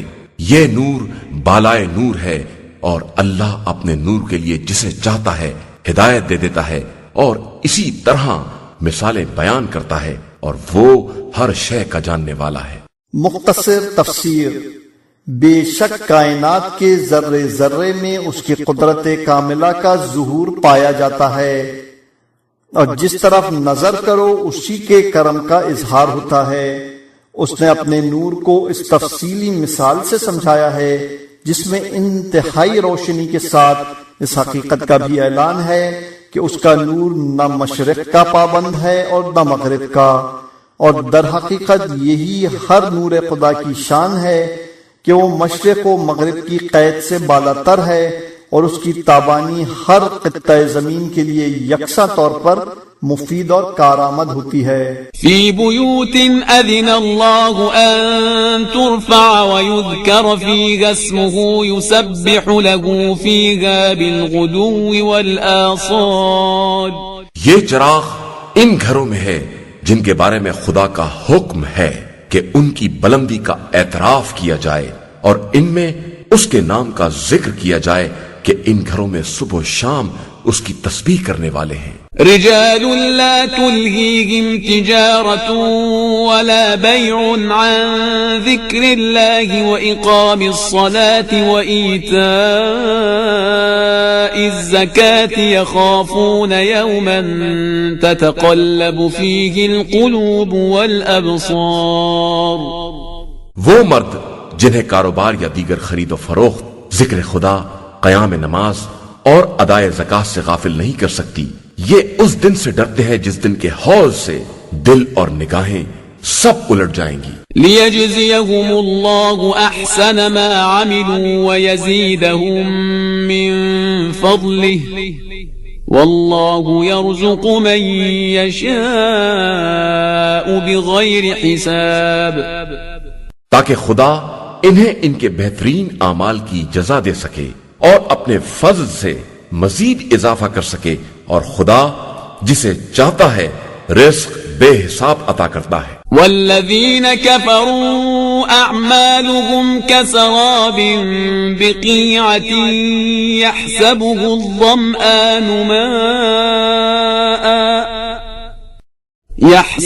الظمآن ماء حتى إذا جاءه لم يجده شيئا ووجد الله عنده فوفاه حسابه والله سریع الحساب۔ اور جن لوگوں نے کفر اختیار کر لیا ان کے اعمال اس ریت کے مانند ہیں جو چٹیل میدان میں ہو، اور پیاسا اسے دیکھ کر پانی تصور کرے، اور جب اس کے قریب پہنچے تو کچھ نہ پائے بلکہ اس خدا کو پائے جو اس کا پورا پورا حساب کر دے کہ اللہ بہت جلد حساب کرنے والا ہے۔ مختصر تفسیر۔ اس مقام پر کفار کے اعمال کی مختلف مثالیں بیان کی گئی ہیں۔ ایک مثال اس سراب کی ہے جو چٹیل میدان میں ہو اور جسے دیکھ کر انسان مطمئن ہو جائے کہ اب پانی میسر آ جائے گا، اور پھر جب اس کے قریب جائے تو محرومی کے سوا کچھ ہاتھ نہ آئے۔ بلکہ کفار کی مثال تو اس پیاسے سے بھی بدتر ہے کہ پیاسا سراب کے قریب جا کر فقط محروم رہتا ہے، اور کفار تو محرومی کے علاوہ حساب سے بھی دوچار ہوتے ہیں اور انہیں اپنی زندگی کا حساب بھی دینا پڑتا ہے۔ دوسری مثال ان تاریکیوں کی ہے جو سمندر کی گہرائیوں میں پائی جاتی ہیں، جن کے اوپر تہ بتہ موجیں ہیں اور ان کے اوپر تہ بتہ بادل ہیں کہ کہیں سے روشنی کی جھلک بھی نظر نہیں آتی۔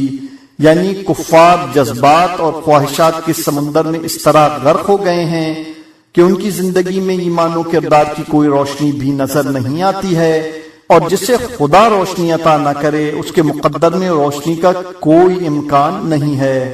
او كظلمات في بحر اللجي يغشاه موج من فوقه موج من فوقه سحاب ظلمات بعضها فوق بعض إذا أخرج يده لم يكد يراها ومن لم يجعل الله له نورا فما له من نور۔ یا ان اعمال کی مثال اس گہرے دریا کی تاریکیوں کی ہے جسے ایک کے اوپر ایک لہر ڈھانک لے اور اس کے اوپر تہ بتہ بادل بھی ہوں کہ جب وہ اپنے ہاتھ کو نکالے تو تاریکی کی بنا پر کچھ نظر نہ آئے، اور جس کے لیے خدا نور نہ قرار دے اس کے لیے کوئی نور نہیں ہے۔ أَلَمْ تَرَ أَنَّ اللَّهَ يُسَبِّحُ لَهُ مَن فِي السَّمَاوَاتِ وَالْأَرْضِ وَالطَّيْرُ صَافَّاتٍ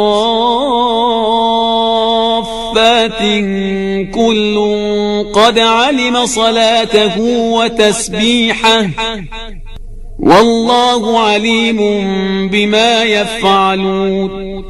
کیا تم نے نہیں دیکھا کہ اللہ کے لیے زمین و آسمان کی تمام مخلوقات اور فضا کے صف بستہ طائر سب تسبیح کر رہے ہیں، اور سب اپنی اپنی نماز اور تسبیح سے باخبر ہیں، اور اللہ بھی ان کے اعمال سے خوب باخبر ہے۔ وَلِلَّهِ مُلْكُ السَّمَاوَاتِ وَالْأَرْضِ وَإِلَى اللَّهِ الْمَصِيرُ۔ اور اللہ ہی کے لیے زمین و آسمان کی ملکیت ہے اور اسی کی طرف سب کی بازگشت ہے۔ أَلَمْ تَرَ أَنَّ اللَّهَ يُزْجِي سَحَابًا ثُمَّ يُؤَلِّفُ بَيْنَهُ ثُمَّ يَجْعَلُهُ رُكَامًا فَتَرَى الْوَدْقَ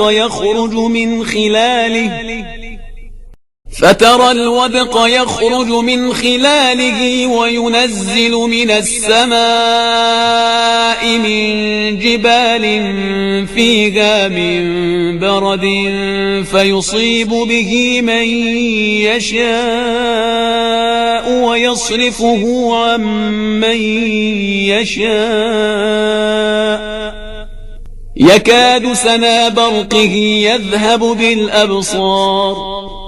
کیا تم نے نہیں دیکھا کہ خدا ہی ابر کو چلاتا ہے اور پھر انہیں آپس میں جوڑ کر تہ بتہ بنا دیتا ہے، پھر تم دیکھو گے کہ اس کے درمیان سے بارش نکل رہی ہے اور وہ اسے آسمان سے برف کے پہاڑوں کے درمیان سے برساتا ہے، پھر جس تک چاہتا ہے پہنچا دیتا ہے، اور جس کی طرف سے چاہتا ہے موڑ دیتا ہے۔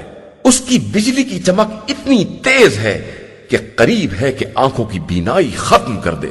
يقلب الله الليل والنهار إن في ذلك لعبرة لأولي الأبصار۔ اللہ ہی رات اور دن کو الٹ پلٹ کرتا رہتا ہے، اور یقیناً اس میں صاحبان بصارت کے لیے سامان عبرت ہے۔ والله خلق كل دابة من ماء فمنهم من يمشي على بطنه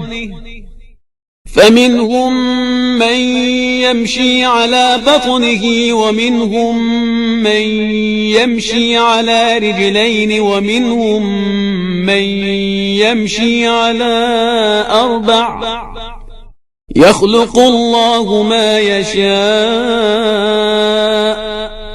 إن الله على كل شيء قدير۔ اور اللہ ہی نے ہر زمین پر چلنے والے کو پانی سے پیدا کیا ہے، پھر ان میں سے بعض پیٹ کے بل چلتے ہیں، اور بعض دو پیروں میں چلتے ہیں، اور بعض چاروں ہاتھ پیر سے چلتے ہیں، اور اللہ جو چاہتا ہے پیدا کرتا ہے کہ وہ ہر شے پر قدرت رکھنے والا ہے۔ لقد أنزلنا آيات مبينات والله يهدي من يشاء إلى صراط مستقيم۔ یقیناً ہم نے واضح کرنے والی آیتیں نازل کی ہیں، اور اللہ جسے چاہتا ہے صراط مستقیم کی ہدایت دے دیتا ہے۔ وَيَقُولُونَ آمَنَّا بِاللَّهِ وَبِالرَّسُولِ وَأَطَعْنَا ثُمَّ يَتَوَلَّى فَرِيقٌ مِّنْهُمْ مِّن بَعْدِ ذَلِكَ وَمَا أُولَئِكَ بِالْمُؤْمِنِينَ۔ اور یہ لوگ کہتے ہیں کہ ہم اللہ اور رسول پر ایمان لے آئے ہیں اور ان کی اطاعت کی ہے، اور اس کے بعد ان میں سے ایک فریق منہ پھیر لیتا ہے، اور یہ واقعاً صاحب ایمان نہیں ہیں۔ وَإِذَا دُعُوا إِلَى اللَّهِ وَرَسُولِهِ لِيَحْكُمَ بَيْنَهُمْ إِذَا فَرِيقٌ مِّنْهُمْ مُعْرِضُونَ۔ اور جب انہیں خدا اور رسول کی طرف بلایا جاتا ہے کہ وہ ان کے درمیان فیصلہ کر دیں، تو ان میں سے ایک فریق کنارہ کش ہو جاتا ہے۔ وَإِن يَكُن لَّهُمُ الْحَقُّ يَأْتُوا إِلَيْهِ مُذْعِنِينَ۔ حالانکہ اگر حق ان کے ساتھ ہوتا تو یہ سر جھکائے ہوئے چلے آتے۔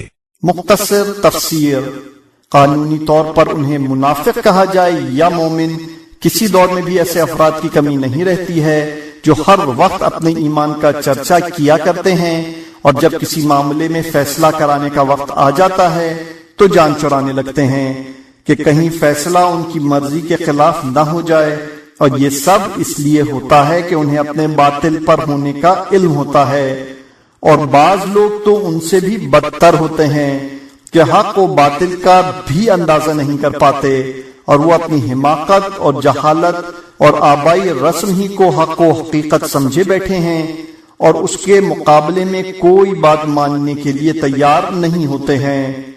یہ لوگ بظاہر تو مسلمان یا مومن ہوتے ہیں، لیکن در حقیقت منافقین سے بدتر ہوتے ہیں۔ أَفِي قُلُوبِهِم مَّرَضٌ أَمِ ارْتَابُوا أَمْ يَخَافُونَ أَن يَحِيفَ اللَّهُ عَلَيْهِمْ وَرَسُولُهُ بَلْ أُولَئِكَ هُمُ الظَّالِمُونَ۔ تو کیا ان کے دلوں میں کفر کی بیماری ہے، یا یہ شک میں مبتلا ہو گئے ہیں، یا انہیں یہ خوف ہے کہ خدا اور رسول ان پر ظلم کریں گے؟ حالانکہ حقیقت یہ ہے کہ یہ لوگ خود ہی ظالمین ہیں۔ انما كان قول المؤمنين اذا دعوا الى الله ورسوله ليحكم بينهم ان يقولوا سمعنا واطعنا واولئك هم المفلحون۔ مومنین کو تو خدا اور رسول کی طرف بلایا جاتا ہے کہ وہ فیصلہ کریں گے، تو ان کا قول صرف یہ ہوتا ہے کہ ہم نے سنا اور اطاعت کی، اور یہی لوگ در حقیقت فلاح پانے والے ہیں۔ ومن يطع الله ورسوله ويخشى الله ويتقه فأولئك هم الفائزون۔ اور جو بھی اللہ اور رسول کی اطاعت کرے گا اور اس کے دل میں خوف خدا ہوگا اور وہ پرہیزگاری اختیار کرے گا تو وہی کامیاب کہا جائے گا۔ مختصر تفسیر۔ انسانی زندگی میں کامیابی کے 3 عناصر ہوتے ہیں۔ نمبر 1، خدا اور رسول جو احکام نافذ کریں ان کی اطاعت کی جائے۔ نمبر 2، جن باتوں سے روک دیں ان کا خوف دل میں رکھا جائے اور ان سے پرہیز کیا جائے۔ نمبر 3، آئندہ کے لیے یہ عزم محکم رکھا جائے کہ ایسی غلطی پھر نہ ہونے پائے گی۔ انہی صفات و کمالات کی بنا پر روایات میں شیعوں کو کامیاب کہا گیا ہے کہ یہ کامیابی بد عقیدہ، بد عمل اور بد کردار افراد کے لیے نہیں ہے۔ وَأَقْسَمُوا بِاللَّهِ جَهْدَ أَيْمَانِهِمْ لَئِنْ أَمَرْتَهُمْ لَيَخْرُجُنَّ قُلْ لَا تُقْسِمُوا طَاعَةٌ مَّعْرُوفَةٌ إِنَّ اللَّهَ خَبِيرٌ بِمَا تَعْمَلُونَ۔ اور ان لوگوں نے باقاعدہ قسم کھائی ہے کہ آپ حکم دے دیں گے تو یہ گھر سے باہر نکل جائیں گے، تو آپ صلی اللہ علیہ وآلہ وسلم کہہ دیجئے کہ قسم کی ضرورت نہیں ہے، عمومی قانون کے مطابق اطاعت کافی ہے کہ یقیناً اللہ ان اعمال سے باخبر ہے جو تم لوگ انجام دے رہے ہو۔ قُلْ أَطِيعُوا اللَّهَ وَأَطِيعُوا الرَّسُولَ فَإِن تَوَلَّوْا فَإِنَّمَا عَلَيْهِ مَا حُمِّلَ وَعَلَيْكُمْ مَا حُمِّلْتُمْ وَإِن تُطِيعُوهُ تَهْتَدُوا وَمَا عَلَى الرَّسُولِ إِلَّا الْبَلَاغُ الْمُبِينُ۔ آپ صلی اللہ علیہ وآلہ وسلم کہہ دیجئے کہ اللہ اور اس کے رسول کی اطاعت کرو، پھر اگر انحراف کرو گے تو رسول پر وہ ذمہ داری ہے جو اس کے ذمہ رکھی گئی ہے، اور تم پر وہ مسئولیت ہے جو تمہارے ذمہ رکھی گئی ہے، اور اگر تم اطاعت کرو گے تو ہدایت پا جاؤ گے، اور رسول صلی اللہ علیہ وآلہ وسلم کے ذمہ واضح تبلیغ کے سوا اور کچھ نہیں ہے۔ وعد الله الذين آمنوا منكم وعملوا الصالحات ليستخلفنهم في الأرض كما استخلف الذين من قبلهم وليمكنن لهم دينهم الذي ارتضى لهم وليبدلنهم من بعد خوفهم أمنا يعبدونني لا يشركون بي شيئا ومن كفر بعد ذلك فأولئك هم الفاسقون۔ اللہ نے تم میں سے صاحبان ایمان و عمل صالح سے وعدہ کیا ہے کہ انہیں روئے زمین میں اسی طرح اپنا خلیفہ بنائے گا جس طرح پہلے والوں کو بنایا ہے، اور ان کے لیے اس دین کو غالب بنائے گا جسے ان کے لیے پسندیدہ قرار دیا ہے، اور ان کے خوف کو امن سے تبدیل کر دے گا کہ وہ سب صرف میری عبادت کریں گے اور کسی طرح کا شرک نہ کریں گے، اور اس کے بعد بھی کوئی کافر ہو جائے تو در حقیقت وہی لوگ فاسق اور بد کردار ہیں۔ مختصر تفسیر۔ اگرچہ بعض مفسرین کا خیال ہے کہ رسول اکرم یا صحابہ کے دور میں یہ وعدہ الہی متحقق ہو چکا ہے اور مسلمانوں کو عظیم اقتدار حاصل ہو چکا ہے، جہاں دین اسلام کا غلبہ تھا اور خوف امن میں تبدیل ہو چکا تھا، توحید خالص کا دورہ تھا اور شرک کا نام و نشان بھی نہیں تھا۔ لیکن حقیقت یہ ہے کہ اس وعدے کا مکمل تحقق ہنوز باقی ہے، اور ابھی تک کوئی ایسا دور نہیں آیا ہے جسے آیت کا مکمل مصداق قرار دیا جا سکے۔ مثال کے طور پہ آیت میں اس دین کے غلبے کا ذکر ہے جسے خدا نے پسند کیا ہے، اور دین کی پسندیدگی کا اعلان میدان غدیر میں بھی ہوا ہے، تو جب تک غدیری نظام دنیا میں غالب نہ آ جائے اور پرچم اسلام پر ولایت علی علیہ السلام کی مہر ثبت نہ ہو جائے، اس وقت تک وعدے کے تحقق کا کوئی سوال پیدا ہی نہیں ہوتا۔ پھر خوف کے امن سے بدلے جانے کا تصور بھی دور رسول اکرم صلی اللہ علیہ وآلہ وسلم یا دور صحابہ میں صرف ایک حسن ظن ہے، ورنہ اضطراب و خوف ہر دور میں موجود رہا ہے، اور عدل و انصاف کا مکمل قیام کبھی نہیں ہو سکا ہے۔ اسی لیے مرسل اعظم صلی اللہ علیہ وآلہ وسلم نے خود فرمایا کہ یہ کام میرا آخری وارث کرے گا، جب دنیا عدل و انصاف سے بھر جائے گی اور ظلم و جور کا خاتمہ ہو جائے گا۔ وَأَقِيمُوا الصَّلَاةَ وَآتُوا الزَّكَاةَ وَأَطِيعُوا الرَّسُولَ لَعَلَّكُمْ تُرْحَمُونَ، اور نماز قائم کرو، زکوٰۃ ادا کرو، اور رسول صلی اللہ علیہ وآلہ وسلم کی اطاعت کرو کہ شاید اسی طرح تمہارے حال پر رحم کیا جائے۔ لا تحسبن الذين كفروا معجزين في الأرض ومأواهم النار ولبئس المصير۔ خبردار یہ خیال نہ کرنا کہ کفر اختیار کرنے والے زمین میں ہم کو عاجز کر دینے والے ہیں، ان کا ٹھکانہ جہنم ہے اور وہ بدترین انجام ہے۔ يا أيها الذين آمنوا ليستأذنكم الذين ملكت أيمانكم والذين لم يبلغوا الحلم منكم 3 مرات من قبل صلاة الفجر وحين تضعون ثيابكم من الظهيرة ومن بعد صلاة العشاء 3 عورات لكم ليس عليكم ولا عليهم جناح بعدهن طوافون عليكم بعضكم على بعض كذلك يبين الله لكم الآيات والله عليم حكيم۔ ایمان والو، تمہارے غلام و کنیز اور وہ بچے جو ابھی سن بلوغ کو نہیں پہنچے ہیں، ان سب کو چاہیے کہ تمہارے پاس داخل ہونے کے لیے 3 اوقات میں اجازت لیں، نماز صبح سے پہلے اور دوپہر کے وقت جب تم کپڑے اتار کر آرام کرتے ہو، اور نماز عشاء کے بعد۔ یہ 3 اوقات پردے کے ہیں۔ اس کے بعد تمہارے لیے یا ان کے لیے کوئی حرج نہیں ہے کہ ایک دوسرے کے پاس چکر لگاتے رہیں کہ اللہ اسی طرح اپنی آیتوں کو واضح کر کے بیان کرتا ہے، اور بے شک اللہ ہر شے کا جاننے والا اور صاحب حکمت ہے۔ وَإِذَا بَلَغَ الْأَطْفَالُ مِنكُمُ الْحُلُمَ فَلْيَسْتَأْذِنُوا كَمَا اسْتَأْذَنَ الَّذِينَ مِن قَبْلِهِمْ كَذَلِكَ يُبَيِّنُ اللَّهُ لَكُمْ آيَاتِهِ وَاللَّهُ عَلِيمٌ حَكِيمٌ۔ اور جب تمہارے بچے حد بلوغ کو پہنچ جائیں تو وہ بھی اسی طرح اجازت لیں جس طرح پہلے والے اجازت لیا کرتے تھے۔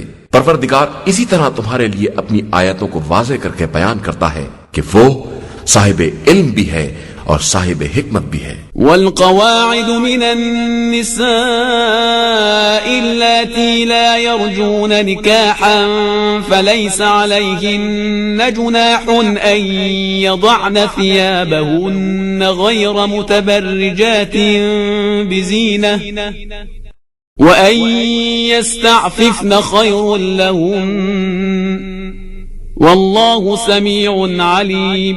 اور ضعیفی سے بیٹھ رہنے والی عورتیں جنہیں نکاح سے کوئی دلچسپی نہیں ہے، ان کے لیے کوئی حرج نہیں ہے کہ وہ اپنے ظاہری کپڑوں کو الگ کر دیں، بشرطے کہ زینت کی نمائش نہ کریں، اور وہ بھی عفت کا تحفظ کرتی رہیں کہ یہی ان کے حق میں بھی بہتر ہے، اور اللہ سب کی سننے والا اور سب کا جاننے والا ہے۔ ليس على الأعمى حرج ولا على الأعرج حرج ولا على المريض حرج ولا على أنفسكم أن تأكلوا من بيوتكم ولا على أنفسكم أن تأكلوا من بيوتكم أو بيوت آبائكم أو بيوت أمهاتكم أو بيوت إخوانكم أو بيوت أخواتكم أو بيوت إخوانكم أو بيوت أخواتكم أو بيوت أعمامكم أو بيوت عماتكم أو بيوت أخوالكم أو بيوت خالاتكم أو ما ملكتم مفاتحه أو صديقكم ليس عليكم جناح أن تأكلوا جميعا أو أشتاتا فإذا دخلتم بيوتا فسلموا على أنفسكم تحية من عند الله مباركة طيبة كذلك يبين الله لكم الآيات لعلكم تعقلون. نابینا کے لیے کوئی حرج نہیں ہے اور لنگڑے آدمی کے لیے بھی کوئی حرج نہیں ہے اور مریض کے لیے بھی کوئی عیب نہیں ہے. مختصر تفسیر. دور قدیم میں ایک تصور یہ بھی تھا کہ نابینا اور لنگڑے اور بیمار کو کھانے میں شریک نہیں کیا جائے، کہ نابینا کو اچھے برے کی تمیز نہیں ہوتی اور لنگڑا برابر سے زمین پر بیٹھ نہیں سکتا اور مریض دیر تک کھاتا رہتا ہے. اس طرح نظام درہم برہم ہو جاتا ہے. اور اسی طرح یہ بھی مرسوم تھا کہ دوسروں کے گھروں میں داخلہ بھی ممنوع ہے جب تک اجازت حاصل نہ ہو جائے. کھانے کا کیا ذکر ہے. قرآن مجید نے دونوں مسائل کی وضاحت کر دی کہ معذور افراد بھی کھا سکتے ہیں اور تم بھی کھا سکتے ہو، بلکہ یہ کمال اتحاد ہے کہ کوئی مومن دوسرے مومن کو اپنے سے الگ نہ سمجھے اور دوسروں کے گھر کھاتے وقت یہ خیال رکھے کہ دوسرا بھی ہمارے گھر سے بلا اجازت کھانے کی اجازت رکھتا ہے. اور خود تمہارے لیے بھی کوئی گناہ نہیں ہے کہ اپنے گھروں سے یا اپنے باپ دادا کے گھروں سے. مختصر تفسیر. بعض حضرات کا خیال ہے کہ گھروں کی تکرار اس امر کی طرف اشارہ ہے کہ اسلام جوائنٹ فیملی کا طرفدار نہیں ہے اور ہر ایک کا گھر الگ الگ دیکھنا چاہتا ہے، کہ اسی طرح بغض و حسد، حرص و طمع اور مقابلہ و چشمک سے بھی انسان محفوظ ہو جائے گا اور پردے کا بھی باقاعدہ انتظام ہو سکے گا. یا اپنی ماں اور نانی دادی کے گھروں سے یا اپنے بھائیوں کے گھروں سے یا اپنی بہنوں کے گھروں سے یا اپنے چچاؤں کے گھروں سے یا اپنی پھپھیوں کے گھروں سے یا اپنے ماموں کے گھروں سے یا اپنی خالاؤں کے گھروں سے یا جن گھروں کی کنجیاں تمہارے اختیار میں ہیں یا اپنے دوستوں کے گھروں سے کھانا کھا لو. اور تمہارے لیے اس میں بھی کوئی حرج نہیں ہے کہ سب مل کر کھاؤ یا متفرق طریقے سے کھاؤ. بس جب گھروں میں داخل ہو تو کم از کم اپنے ہی اوپر سلام کر لو کہ یہ پروردگار کی طرف سے نہایت ہی مبارک اور پاکیزہ تحفہ ہے. اور پروردگار اسی طرح اپنی آیتوں کو واضح طریقے سے بیان کرتا ہے کہ شاید تم عقل سے کام لے سکو. انما المؤمنون الذين آمنوا بالله ورسوله واذا كانوا معه على امر جامع لم يذهبوا حتى يستأذنوه ان الذين يستأذنونك اولئك الذين يؤمنون بالله ورسوله فإذا استأذنوك لبعض شأنهم فأذن لمن شئت منهم واستغفر لهم الله إن الله غفور رحيم. مومنین صرف وہ افراد ہیں جو خدا اور رسول صلی اللہ علیہ وآلہ وسلم پر ایمان رکھتے ہوں اور جب کسی اجتماعی کام میں مصروف ہوں تو اس وقت تک کہیں نہ جائیں جب تک اجازت حاصل نہ ہو جائے. بے شک جو لوگ آپ صلی اللہ علیہ وآلہ وسلم سے اجازت حاصل کرتے ہیں وہی اللہ اور رسول پر ایمان رکھتے ہیں. لہذا جب آپ صلی اللہ علیہ وآلہ وسلم سے کسی خاص حالت کے لیے اجازت طلب کریں تو آپ صلی اللہ علیہ وآلہ وسلم جس کو چاہے اجازت دے دیں اور ان کے حق میں اللہ سے استغفار بھی کریں کہ اللہ بڑا غفور اور رحیم ہے. مختصر تفسیر. در حقیقت مسلمانوں کی زندگی کو ایک سپاہی کی زندگی ہونا چاہیے جو ہر وقت اپنے قائد کے اشارے کا انتظار کرتا رہے اور اس کے اذن کے بغیر کوئی کام انجام نہ دے. لا تجعلوا دعاء الرسول بينكم كدعاء بعضكم بعضا قد يعلم الله الذين يتسللون منكم لواذا فَلْيَحْذَرِ الَّذِينَ يُخَالِفُونَ عَنْ أَمْرِهِ أَن تُصِيبَهُمْ فِتْنَةٌ أَوْ يُصِيبَهُمْ عَذَابٌ أَلِيمٌ۔ مسلمانوں، خبردار، رسول صلی اللہ علیہ وآلہ وسلم کو اس طرح نہ پکارو جس طرح آپس میں ایک دوسرے کو پکارتے ہو۔ اللہ ان لوگوں کو خوب جانتا ہے جو تم میں سے خاموشی سے کھسک جاتے ہیں، لہٰذا جو لوگ حکم خدا کی مخالفت کرتے ہیں وہ اس امر سے ڈریں کہ ان تک کوئی فتنہ پہنچ جائے یا کوئی دردناک عذاب نازل ہو جائے۔ مختصر تفسیر، یہ اسلامی اخلاق کا ایک نمونہ ہے کہ خبردار ایسا نہ ہو کہ پیغمبر کو اپنے جیسا بشر دیکھ کر تم اس کا نام پکارنا شروع کر دو۔ یہ عمل جائز نہیں ہے۔ وہ بشر ہو کر بھی تمہارا حاکم اور مولا ہے، لہٰذا اسے رسول اور نبی کے القاب سے یاد کرو تاکہ اس کی عظمت کا بھی اظہار ہوتا رہے اور تمہیں اپنی حیثیت کا بھی احساس رہے اور تمہارا جذبہ اطاعت بھی مجروح نہ ہونے پائے۔ ألا إن لله ما في السماوات والأرض قد يعلم ما أنتم عليه ويوم يرجعون إليه فينبئهم بما عملوا والله بكل شيء عليم۔ اور یاد رکھو کہ اللہ ہی کے لیے زمین و آسمان کی کل کائنات ہے اور وہ تمہارے حالات کو خوب جانتا ہے، اور جس دن سب اس کی بارگاہ میں پلٹا کر لائے جائیں گے وہ سب کو ان کے اعمال کے بارے میں بتا دے گا کہ وہ ہر شے کا جاننے والا ہے۔ قرآن مجید کا 25واں سورہ، سورہ فرقان۔ بسم اللہ الرحمن الرحیم۔ شروع نام سے اللہ کے جو بڑا مہربان نہایت رحم کرنے والا ہے۔ تبارک الذی نزل الفرقان علی عبده لیکون للعالمین نذیرا۔ بابرکت ہے وہ خدا جس نے اپنے بندے پر فرقان نازل کیا ہے تاکہ وہ سارے عالمین کے لیے عذاب الہی سے ڈرانے والا بن جائے۔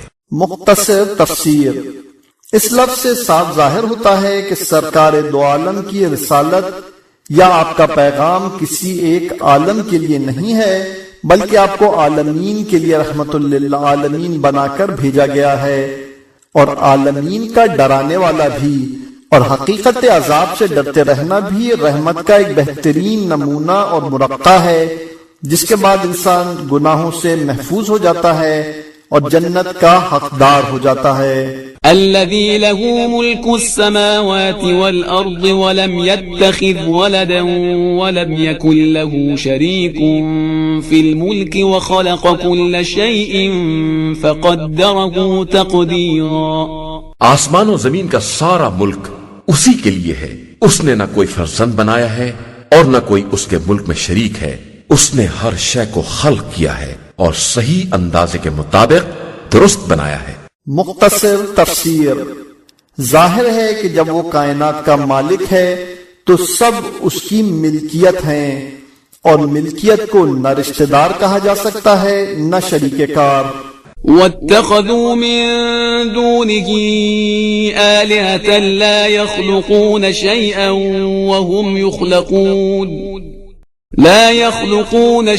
وهم يخلقون ولا يملكون لأنفسهم ضرا ولا نفعا ولا يملكون موتا ولا حياة ولا نشورا۔ اور ان لوگوں نے خدا کو چھوڑ کر ایسے خدا بنا لیے ہیں جو کسی بھی شے کے خالق نہیں ہیں بلکہ خود ہی مخلوق ہیں، اور خود اپنے واسطے بھی کسی نقصان یا نفع کے مالک نہیں ہیں، اور نہ ان کے اختیار میں موت و حیات یا حشر و نشر ہی ہے۔ وقال الذين كفروا إن هذا إلا إفك افتراه وأعانه عليه قوم آخرون فقد جاءوا ظلما وزورا۔ اور یہ کفار کہتے ہیں کہ یہ قرآن صرف ایک جھوٹ ہے جسے انہوں نے گڑھ لیا ہے، اور ایک دوسری قوم نے اس کام میں ان کی مدد کی ہے، حالانکہ ان لوگوں نے خود ہی بڑا ظلم اور فریب کیا ہے۔ وقالوا أساطير الأولين اكتتبها فهي تملى عليه بكرة وأصيلا۔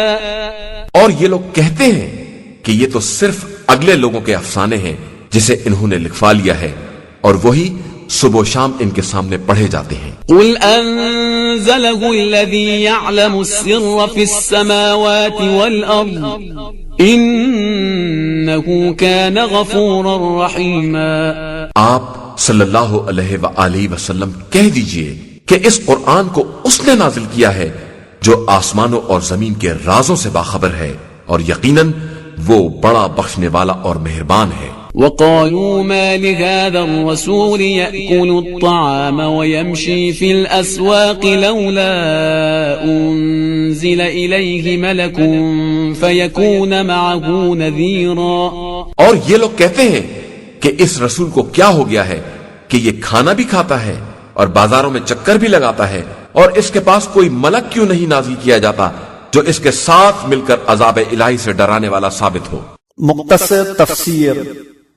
یہ ذہنیت ہر دور میں پائی گئی ہے اور آج بھی ہے کہ شخصیتوں کو کمالات و کرامات کے بجائے دولت و سرمایہ سے پہچانا جائے، اور یہ کہا جائے کہ یہ رسول ہوتا ہے۔ اگر اس کے پاس باغات ہوتے، سرمایہ ہوتا، محلات ہوتے، اور چونکہ اس کے پاس ایسا مال دنیا نہیں ہے اور وہ کھانا بھی کھاتا ہے اور بازاروں میں چکر بھی لگاتا ہے، لہٰذا یہ نبوت اور رسالت کے قابل نہیں ہے، اور اللہ کی اتنی بڑی کتاب ایسے معمولی انسان پر نازل نہیں ہو سکتی ہے۔